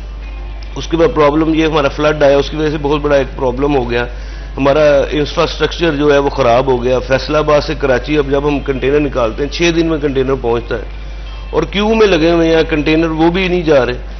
तो इस वक्त ये है कि ये वर्ल्ड वाइड रिसेशन जरूर है, इस पे हमें ध्यान गवर्नमेंट को भी देना चाहिए। एज ए नेशन पाकिस्तानी होने के नाते हमें भी ध्यान देना चाहिए कि हम ये मुल्क है तो हम हैं, हमें ये नहीं जो मर्जी सियासी गवर्नमेंट आए जो आए, ये हमारा मिट्टी है, हमारी माँ है हमारा मुल्क। तो इसको पहले हमने अपने आप को सीधा करना है, अपने आप को संवारना है कि किधर से हम अपने आप को बेहतर कर सकते हैं। लेकिन गवर्नमेंट के कॉपरेशन के बगैर हम एक्सपोर्ट बढ़ा नहीं सकते, एक्सपोर्ट हमारी कम होती जाएगी। और ये मैं आज अभी लाइव आपको बता रहा हूं कि अक्टूबर में आपकी एक्सपोर्ट डिक्रीज होगी, इंक्रीज नहीं होगी। And like I said before, ये बहुत ही अनफॉर्चुनेट सर्कमस्टांसेस हैं जहाँ पर हमारे पास एक एज भी थी, हमारे पास वही रिसोर्सेज भी हैं, आई थिंक बहुत टैलेंट भी मौजूद है स्किल्ड वर्कर्स के लिहाज से, और बहुत ही hard working I think Pakistan में आज यूथ है। लेकिन उसका फ़ायदा या तो हम उठा नहीं पा रहे या उठाना चाहते नहीं हैं। आपके ख्याल में गवर्नमेंट की कहाँ पर गवर्नमेंट निगलेक्ट करती रही है इन सारे इश्यूज़ को इन द पास्ट, एंड इस वक्त क्या आपको लगता है कि कुछ बेहतर हो सकेगा अगर गवर्नमेंट इस पर ध्यान देती? जी देखिए, इसमें बड़ी सिंपल बात है कि गवर्नमेंट्स जो हैं वो हमेशा शॉर्ट टर्म पॉलिसीज़ पे रही हैं, वेयर एज के वेस्ट में ऐसे नहीं है। आप एक स्टडी करते हैं, उसके बाद आप एटलीस्ट कोई 10 साल पॉलिसी बनाते हैं, चीज़ें जो चेंज होती हैं ग्रास रूट लेवल से उनको टाइम लगता है। आज जो भी गवर्नमेंट यहाँ आती है वो समझती है हमने अपने टेन्योर में जैसे भी है, जिसको हम कहते हैं डंग टपाऊ, वो सिस्टम करते हैं।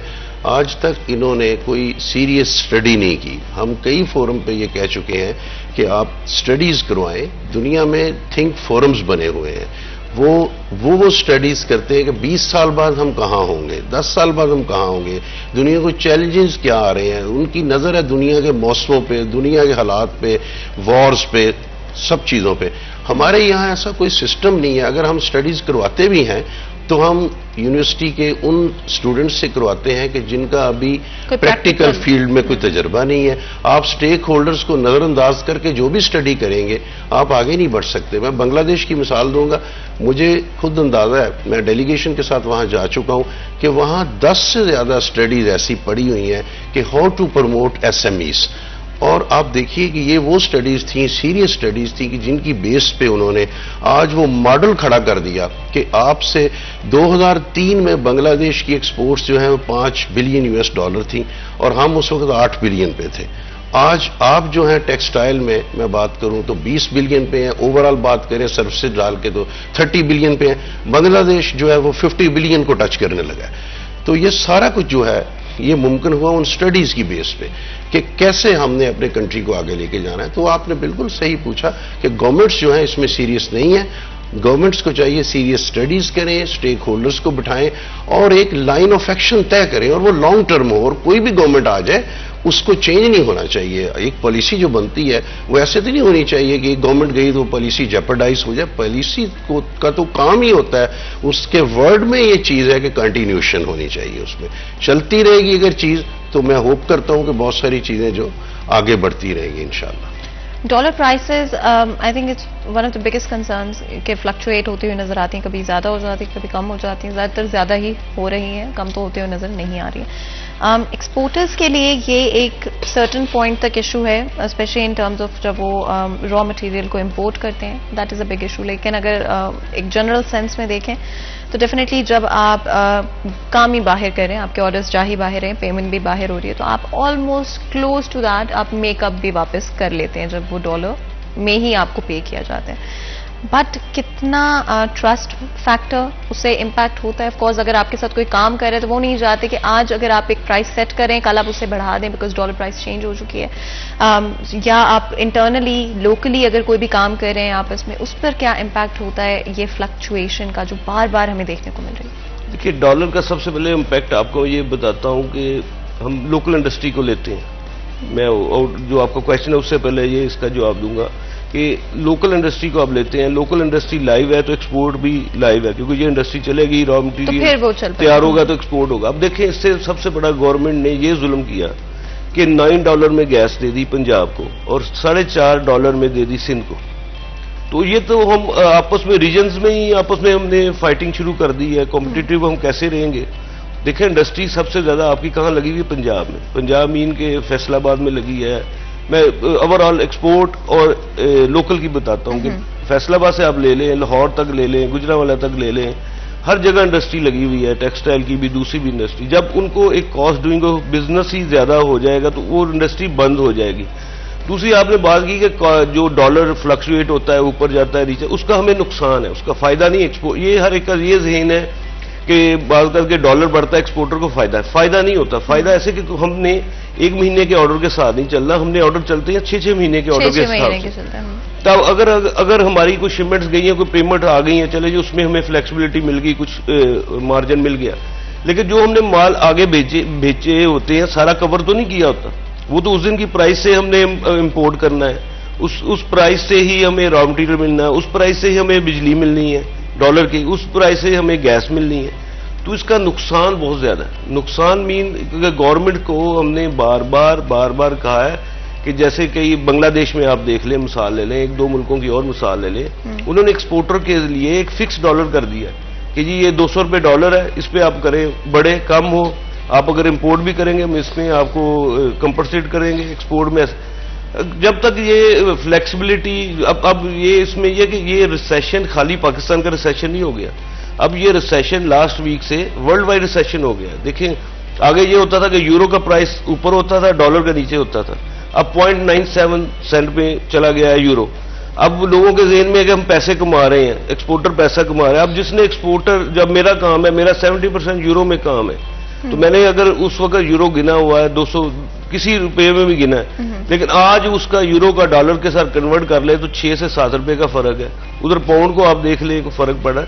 ये जब तक ये पॉलिसीज नहीं बनेगी, जैसे मलिक साहब ने कहा, पॉलिसीज नहीं बनेगी, ये मुल्क हमारी एक्सपोर्ट कभी नहीं बढ़ सकती। हमारे पोटेंशियल है अल्हम्दुलिल्लाह। हम 5 साल में अगर एक पॉलिसी जैसे टेक्सटाइल पॉलिसी है, वो रद्दी की टोकरी में पड़ी हुई है 5 साल कि अगर उसको गवर्नमेंट, ये गवर्नमेंट आए जो भी आए, उसको जो भी गवर्नमेंट चेंज हो नहीं आए, लेकिन उसको नहीं हिलाएगी तो हम इंशाल्लाह ताला 5 साल में अपनी डबल फिगर में लेके जा सकते हैं। 60 बिलियन में इतना मुश्किल काम नहीं है। And without a doubt I do believe कि बड़े आराम से अगर हमारी पॉलिसी मेकिंग लॉन्ग टर्म हो, शॉर्ट टर्म पॉलिसीज नहीं हो, एंड गवर्नमेंट में क्या इंस्टेबिलिटी चल रही है उसका डायरेक्टली इम्पैक्ट ना किया जाए इंडस्ट्री के ऊपर एंड किस तरह से रन हो रही है इंडस्ट्री, तो आई थिंक बहुत सारी चीज़ों में हम बहुत आगे जा सकते हैं। एंड वो पोटेंशियल भी हमारे पास मौजूद है, वो वर्क फोर्स भी हमारे पास मौजूद है। आई डोंट सी कि क्या रीज़न होगा कि हम क्यों एक्सेल नहीं कर पाएंगे। लेकिन इससे पहले कि मज़ीद गुफ्तगू करें, ब्रेक लेते हैं। कहीं में जाएगा हमारे साथ।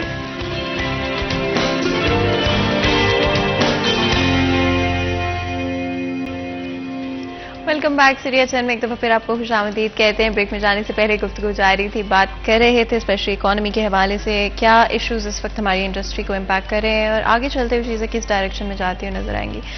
कोशिश करेंगे कि इस बारे में बात करें कि स्पेशली आगे आने वाला वक्त हमारी इंडस्ट्री के लिए किस तरह का लग रहा है, करंटली जो सिचुएशन है उसको माइंड में रखते हुए। And at the end of the day आप एग्जैक्टली तो कभी प्रिडिक्ट नहीं कर सकते 100% की चीज़ें किस तरह से आगे जाते हुए बदलेंगी या क्या आपको नजर आएगा, बट हम कोशिश ज़रूर करेंगे कि करंटली जो पॉलिसीज़ हैं, करंटली जो अटेंशन मिल रही है इंडस्ट्री को, उसकी बेसिस पे आप क्या प्रोजेक्ट करेंगे आने वाले वक्त में इंडस्ट्री किस डायरेक्शन में जाएगी। देखिए, मैं तो इसको कोई बहुत अच्छा नहीं देख रहा। जो मेरा एनालिसिस है, स्टडी भी मैं करता रहता हूँ और स्टेक होल्डर भी हूँ, उठता बैठता भी हूँ इंडस्ट्रियलिस्ट के साथ, तो मुझे तो जनरली चीज़ें अच्छी नहीं लग रही। आप देखिए, पाकिस्तान की जो इंपोर्ट्स हैं उनका हमेशा से वॉल्यूम ज़्यादा रहा है, एक्सपोर्ट्स कम है। और जैसे अभी मेरे भाई ने कहा कि पाकिस्तान की जो अर्निंग्स हैं वो दो जरिए हैं उसके, एक एक्सपोर्ट्स हैं, दूसरा आपकी जो रेमिटेंसेज आती हैं। ये मिला जुला के पिछले साल 60 बिलियन थी और हमारी इंपोर्ट्स तो 78 थी। आपका ट्रेड डेफिसिट 17-18 बिलियन हो गया। इस दफा भी प्रोजेक्टेड डेफिसिट जो है हमारा 15 बिलियन यूएस डॉलर होगा। 21 billion US dollar, 21 billion US dollar आपने देना है जो आपने लोन्स लिए हुए हैं। तो इसका मतलब है कि 36-35 बिलियन यूएस डॉलर आप डेफिसिट में है। ठीक है जी। अच्छा, इनको अब कैसे पूरा करेंगे? एफडीआई तो इस कंट्री में आ नहीं रहा क्योंकि पॉलिटिकली हम इनस्टेबल कंट्री हैं। एफडीआई बहुत बड़ा जरिया होता है, फॉरेन डायरेक्ट इन्वेस्टमेंट जो आती है वो भी आपकी कंट्री को उठा के कहीं से कहीं ले जाती है। अभी देखें, मैं इंडिया की मिसाल दूंगा। इंडिया में एप्पल ने अपना यूनिट सेट किया है और अब डू यू नो कि अब सारा जो हमारा एप्पल फोन है ये चाइना के बजाय इंडिया से मैन्युफैक्चर हो रहा है और कितना ह्यूज सेटअप वहां लगा है और कितना बड़ा एफडीआई वहां हुआ है। हमारे यहाँ ऐसा कोई सीन ही नहीं है। आप पिछले 1 साल का डाटा उठा लें, मैं नहीं समझता कि एफडीआई आएगा। और आपके पास आ जाके हॉट मनी रह जाता है, स्टॉक्स में इन्वेस्ट करें, स्कूप बेच लें, बॉन्ड्स बेच लें महंगे रेट पे, तो इससे कंट्री आगे नहीं बढ़ती। तो मेरे ख्याल में तो ये बिल्कुल अभी तक तो कोई ऐसा रोशन पहलू नजर नहीं आ रहा। मैं तो टोटली डिसअपॉइंटेड। और अगर आप ये होगा तो आपकी इंडस्ट्री जो है वो भी इसी तरह परेशानी में आएगी। इन्फ्लेशन 40% पे चला गया। श्रीलंका जिस दिन बैंकरप्ट हुआ था तो उन्होंने 50% को टच किया था, हम 41 पे हैं। तो टेक्निकली तो हम डिफॉल्ट के बिल्कुल पास है ना। जो मर्जी हम कहते रहे, पैट्रियटिज्म का हम नारा बुलंद करते रहे, हम पाकिस्तानी हैं, हम इसकी बकाई चाहते हैं, लेकिन आपके सामने चीजें हैं कि हमने इसको बिगाड़ के इस खूबसूरत कंट्री को जो इतना अच्छा हमें मिला था, हमने इसका इंफ्रास्ट्रक्चर इतना बिगाड़ा कि एग्री कंट्री होने के बावजूद आज हम कॉटन बाहर से मंगवा रहे हैं, वीट बाहर से मंगवा रहे हैं, समटाइम शुगर बाहर से मंगवा रहे हैं। एंड आई थिंक सबसे इम्पोर्टेंट फैक्टर जो हमें यहाँ तक ले आया है वो बैड पॉलिसी मेकिंग है। हमारे पास रिसोर्सेज, लैंडस्केप, क्लाइमेट एक्सेट्रा में कहीं पर भी डिफरेंस, बहुत कम आपको डिफरेंस मिलेगा इंडिया से या बांग्लादेश से। एंड अगर उस सेंस में आप कंपैरिजन करते हैं तो bad policy making, instability, political instability, economical instability एक बहुत मेजर रीजन है। हमारे साथ एक कॉलर मौजूद है, बात कर लेते हैं। अस्सलाम वालेकुम जी। वालेकुम अस्सलाम जी, कौन बात कर रहे हैं, कहाँ से बात कर रहे हैं? हेलो जी, कौन बात कर रहे हैं और कहाँ से बात कर रहे हैं? शहजाद अहमद बात कर रहा हूँ जी, फैसलाबाद से। मेरा क्वेश्चन है इमरान महमूद साहब से कि इन्होंने बड़ी अच्छी बात की कि वर्ल्ड रिसेशन है, उसकी वजह से मार्केट स्लो है, बिजनेस कम हो रहा है। और दूसरी इन्होंने बात की कि जी रीजनली कम्पिटेटिव रेट्स नहीं मिल रहे गैस के, बिजली के, उसकी वजह से हमारा एक्सपोर्टर जो है ना वो जैसे सुबह पंजाब में रेट आ रहा है, सुबह सिंध में आ रहा है, उस वजह से हम एक्सपोर्ट में कम्पिटेटिव नहीं हो पा रहे। जबकि हमारी 18वीं तरमीम के तहत जो चीज यहाँ पे प्रोड्यूस हो रही है पहली प्रायोरिटी वहां की है, तो इस वजह से तो गवर्नमेंट के हाथ बंधे हुए हैं। अब इन्होंने पॉइंट आउट करना तो बहुत आसान है कि ये प्रॉब्लम है, उसकी सुजेशन दे कि उसका हल क्या गवर्नमेंट करे कि जिससे वो मामला सॉल्व हो जाए। पॉइंट आउट करना कि ये प्रॉब्लम है ये तो बड़ा आसान है, सुजेशन दें कि क्या हल करे गवर्नमेंट कि ये चीजें एक्सपोर्ट बेहतर हो सके। और जिस तरह अब हमारा तकरीबन मेरा ख्याल है कि 82 अरब डॉलर की इम्पोर्ट है और उसमें से 31-32 अरब हमें होम रेमिटेंस से आता है 31-32 अरब रुपया हमारी एक्सपोर्ट्स है, और जो इस वक्त बड़ी तेजी से डिक्लाइन का शिकार है। तो ये चैम्बर के सीनियर वाइस प्रेसिडेंट हैं, साथ में आपके सेंट्रल चेयरमैन एपुबुमा बैठे हुए हैं, ये हमें तजवीज़ दें कि क्या हल किया जाए, गवर्नमेंट को क्या डायरेक्शन दी जाए, गवर्नमेंट किस तरफ चले कि ये मसाइल हल हो सके। बिल्कुल जी, आपका बहुत बहुत शुक्रिया कॉल करने का और हमारे इस डिस्कशन का हिस्सा बनने का।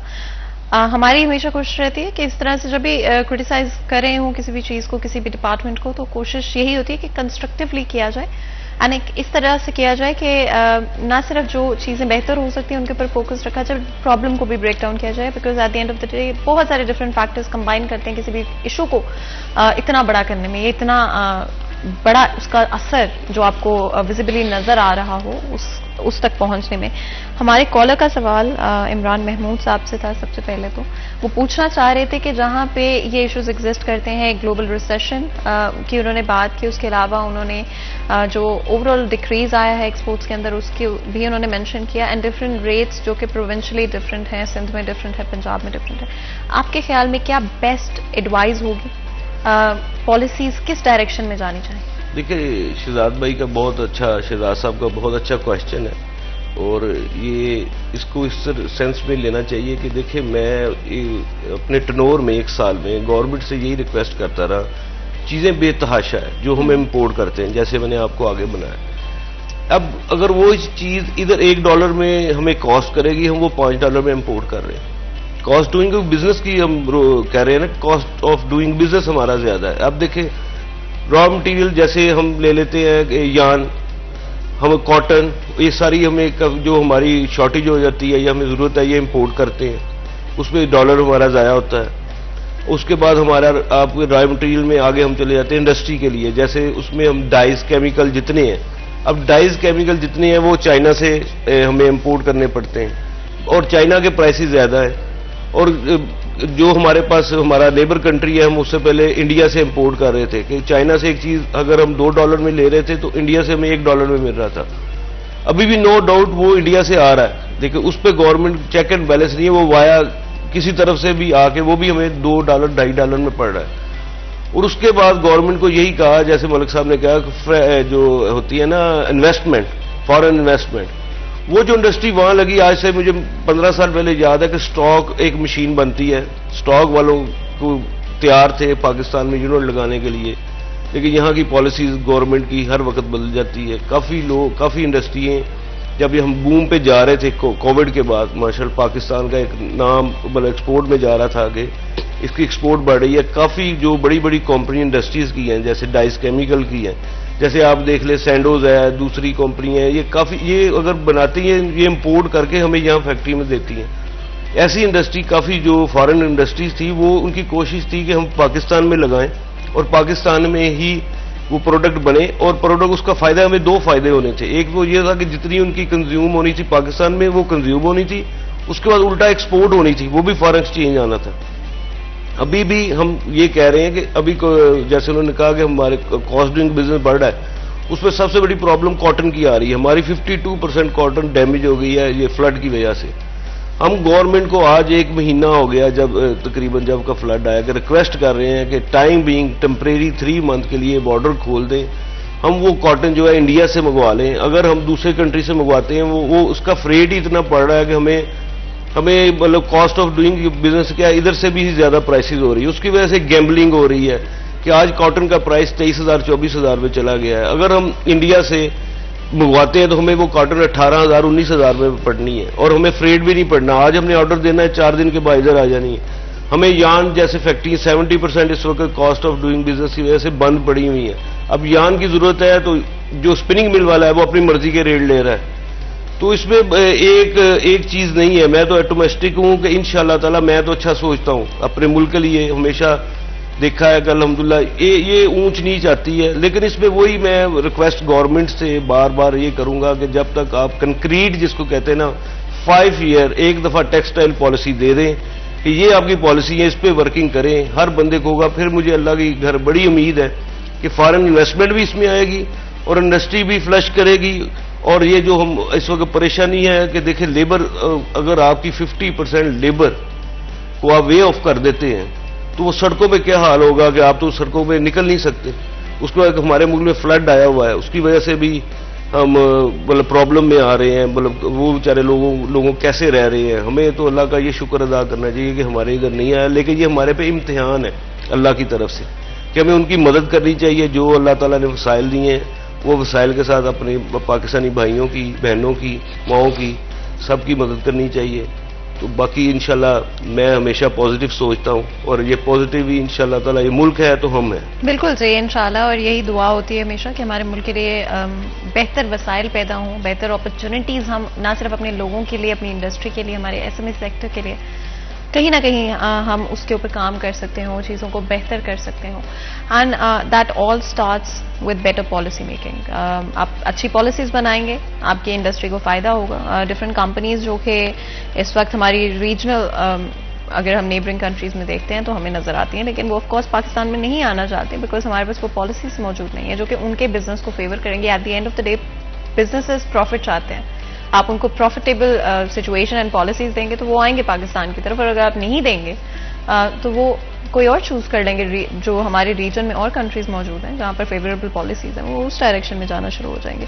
एंड वही हमें आज एक्चुअली में होता हुआ नजर आता है। बहुत सारे डिफरेंट इश्यूज जो कि इमरान महमूद साहब ने मेंशन किए, आप क्या उन पर अग्री करते हैं? आपका ख्याल है कि गवर्नमेंट को वही फॉलो करना चाहिए पॉलिसीज के लिहाज से? मैं समझता हूं कि हमें जो है ना, बहुत ज़्यादा भी इंडस्ट्री पे हम फोकस करते हैं, हम इंडस्ट्रियलिस्ट हैं, ठीक है, इस वक्त मसाइल हैं, थोड़े से अदर एरियाज भी हैं। अगर हम पाकिस्तान को बहैसियत कंट्री देखें तो अगर चाहते हैं कि इसकी एक्सपोर्ट्स बढ़े तो मैं कहता हूं कि आईटी जो है उसमें बहुत अच्छा स्कोप मौजूद है। पाकिस्तान का आईटी सेक्टर ग्रो कर रहा है और पिछले साल जो है अच्छा उन्होंने हमें एक दिया है, पोटेंशियल दिया है, अच्छी फिगर्स दी हैं। तो अगर उसको प्रमोट किया जाए और उसके ऊपर हाथ रखा जाए, उसकी पॉलिसीज बनाई जाए, तो उस पे आईटी सेक्टर में जो लोग हैं उनको लंबी चौड़ी इन्वेस्टमेंट की भी जरूरत नहीं होती और आप उसका ऐसा सेटअप बना सकते हैं कि आप कम इन्वेस्टमेंट में भी काम कर सकते हैं, घरों में भी काम हो सकता है। इस तरह के बहुत सारे मिसालें मौजूद हैं। आईटी सेक्टर पे हमें पूरी तवज्जो देनी चाहिए ताकि फॉरेन अर्निंग्स आ सकें। नंबर 2, कई फोरम्स पे पहले ही बात की कि पाकिस्तान खूबसूरती से माला माल है, नेचुरल ब्यूटी। उसमें हमारे जो फॉर्मर प्राइम मिनिस्टर थे उनका एक विजन भी था कि हम पाकिस्तान का टूरिज्म प्रमोट करेंगे, तो अनफॉर्चुनेटली वो कर नहीं सके। जो भी हालात रहे, उनकी भी नाअहलियां हैं कि जो उन्होंने बातें की उनको वो पूरा नहीं। टूरिज्म में आज भी पाकिस्तान के आप नॉर्दर्न एरियाज में चले जाएं तो आप दुनिया के किसी एरिया जो खूबसूरती में अपनी मिसाल है, आप कंपैरिजन करें तो आप कहेंगे वाह पाकिस्तान शानदार है। तो अगर हम उसमें एक्सेसिबिलिटी कर दें, अपने जो फॉरेन जो हमारे विजिटर्स हैं उनको इस तरह की एश्योरेंस दे दें कि आपकी यहाँ जान भी महफूज है, माल भी महफूज है, आप आएँ, एक्सेसिबिलिटी है, रोड्स का नेटवर्क है, सब कुछ है, तो ये भी हमारी फॉरेन अर्निंग का जरिया बन सकता है। मतलब हमें डाइवर्सिफिकेशन अब करनी होगी। हम इसमें कोई शक नहीं, हम टेक्सटाइल में 65-62% इस वक्त भी कंट्रीब्यूट कर रहे हैं एक्सपोर्ट्स में, लेकिन पता नहीं अब ये हमारा थ्रेशोल्ड आ गया है, हम इससे आगे बढ़ नहीं पा रहे। अगर बढ़ भी जाएंगे तो शायद 10 बिलियन बढ़ जाएंगे। पाकिस्तान की जरूरियात अब बहुत ज्यादा है, तो इसमें अब हमें आईटी, टूरिज्म और चीजों में डाइवर्सिफाई करना चाहिए। और इसमें फिर वही बात आ जाती है कि हमें स्टडीज करनी चाहिए और हमें ये देखना चाहिए कि हम कहां कहां किन किन एरियाज में हम आगे बढ़ सकते हैं। किसी भी चीज को फॉलो थ्रू करने के लिए स्ट्रैटेजी बहुत जरूरी होती है, लेकिन कितनी स्ट्रैटेजी मौजूद है हमारे पास? अगर हम अपनी पास्ट मिस्टेक से सीखना ही नहीं चाहते, अगर हमें बस ये है कि किस तरह से काम जो है वो चलता रहे, तो बस वो फिर चलता ही रहेगा और एक्चुअली में आपको कोई बहुत सिग्निफिकेंट ग्रोथ या चेंजेस नजर नहीं आ पाएंगे। ब्रेक का वक्त हो रहा है तो पहले ब्रेक ले लेते हैं, कहीं मत जाएगा, हमारे साथ रहिए।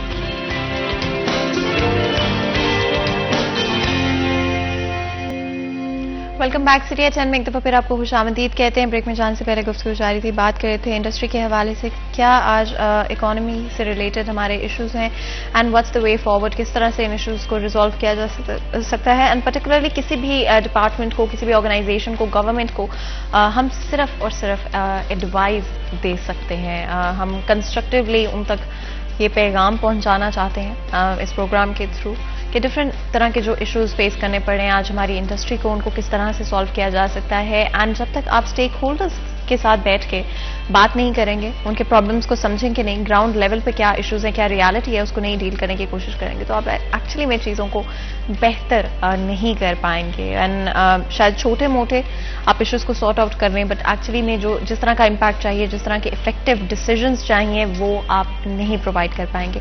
रीजनली अगर हम बात करते हैं, इस वक्त पाकिस्तान की इंडस्ट्री आपको मेजरली सफर करती हुई नजर आ रही है, एंड जहां पर रिसेशन ग्लोबल है, डिफरेंट इश्यूज एग्जिस्ट करते हैं ग्लोबली, बट उसका इम्पैक्ट पाकिस्तान पे आपको डेफिनेटली नजर आ रहा है। उसके डिफरेंट रीजंस हैं, वो चाहे गवर्नमेंट से रिलेटेड हों, ओवरऑल पॉलिसी मेकिंग से रिलेटेड हों।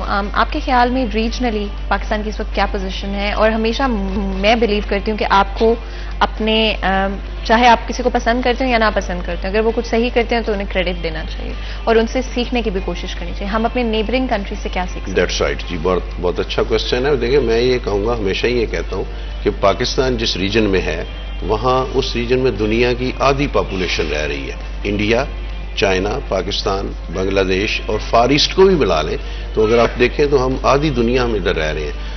क्या वजह है कि हम जब भी अपना माल बेचना चाहते हैं तो हम यूएसए जाते हैं, हम यूरोपियन यूनियन जाते हैं, ये देख के कि उनकी बाइंग पावर अच्छी है। लेकिन अभी जब वो रिसेशन में है तो हम अपने रीजन में ट्राई क्यों नहीं करते? देखें ना, दुनिया में हर जगह रीजनल ब्लॉक्स बने हुए हैं, नाफ्ता बना हुआ है, आप आसियान, ये जो फार ईस्ट वालों का बना हुआ है, यूरोपियन यूनियन, वर्ल्ड वार लड़ी उन्होंने आपस में, ठीक है, लेकिन अब एक हो गए।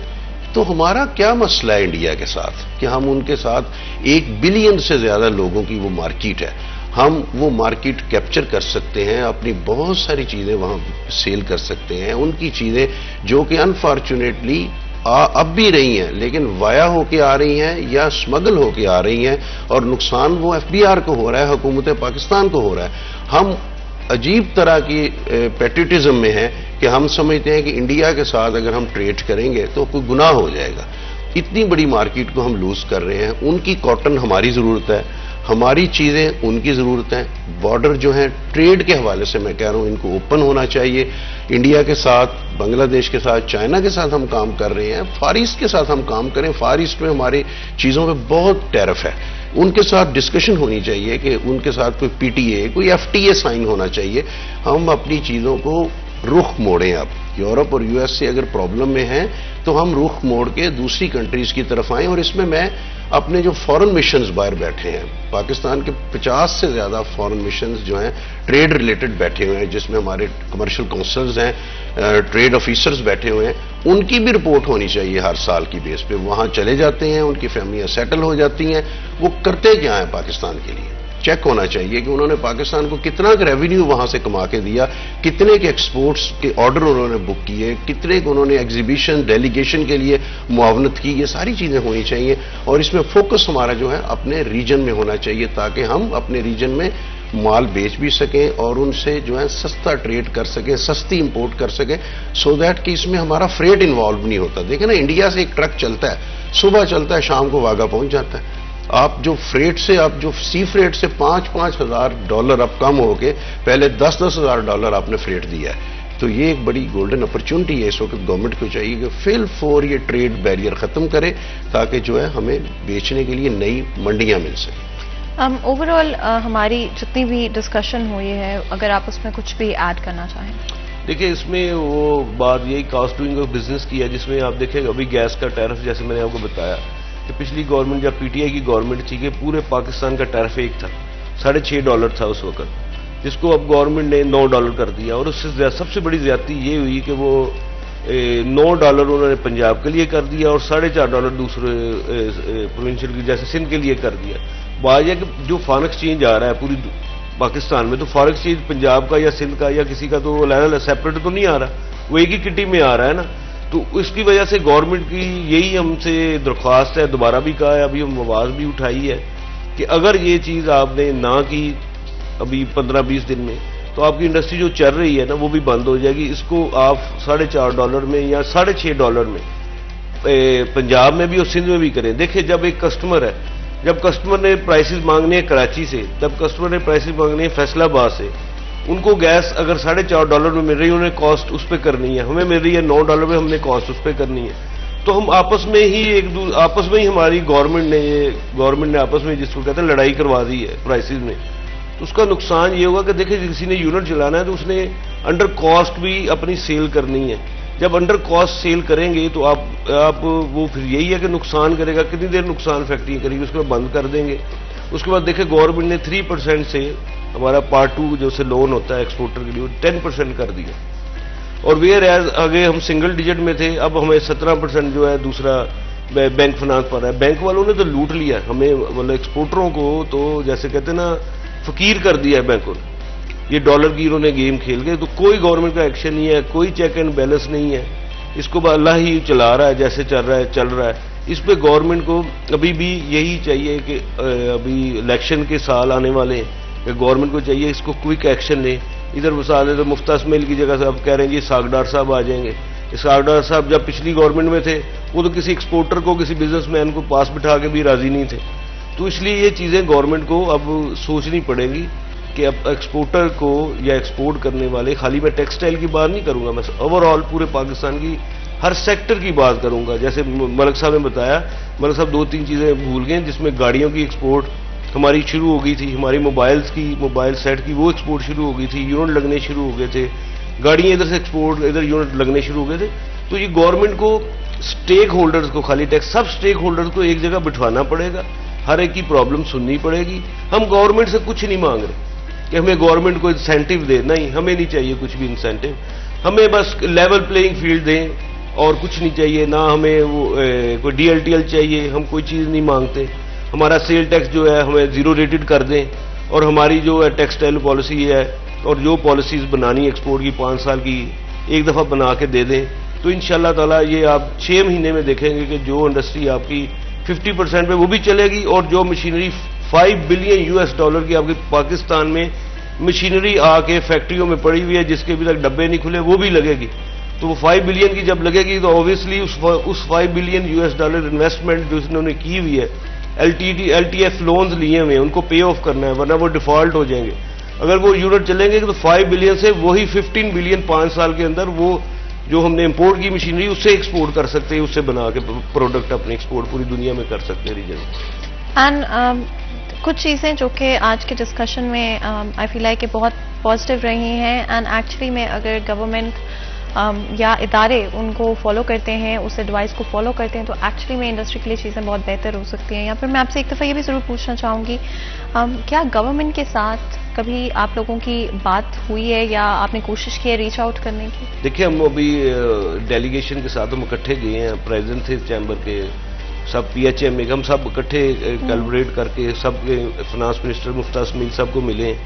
तो उसमें ये हमें विन स्टेज आई कि हमने 42 बिलियन जो है हमने DLTL का जो पुराना था वो हमने रिलीज कराया, लेकिन अभी भी 35 बिलियन 35 अरब रुपया अभी भी DLTL का पेंड।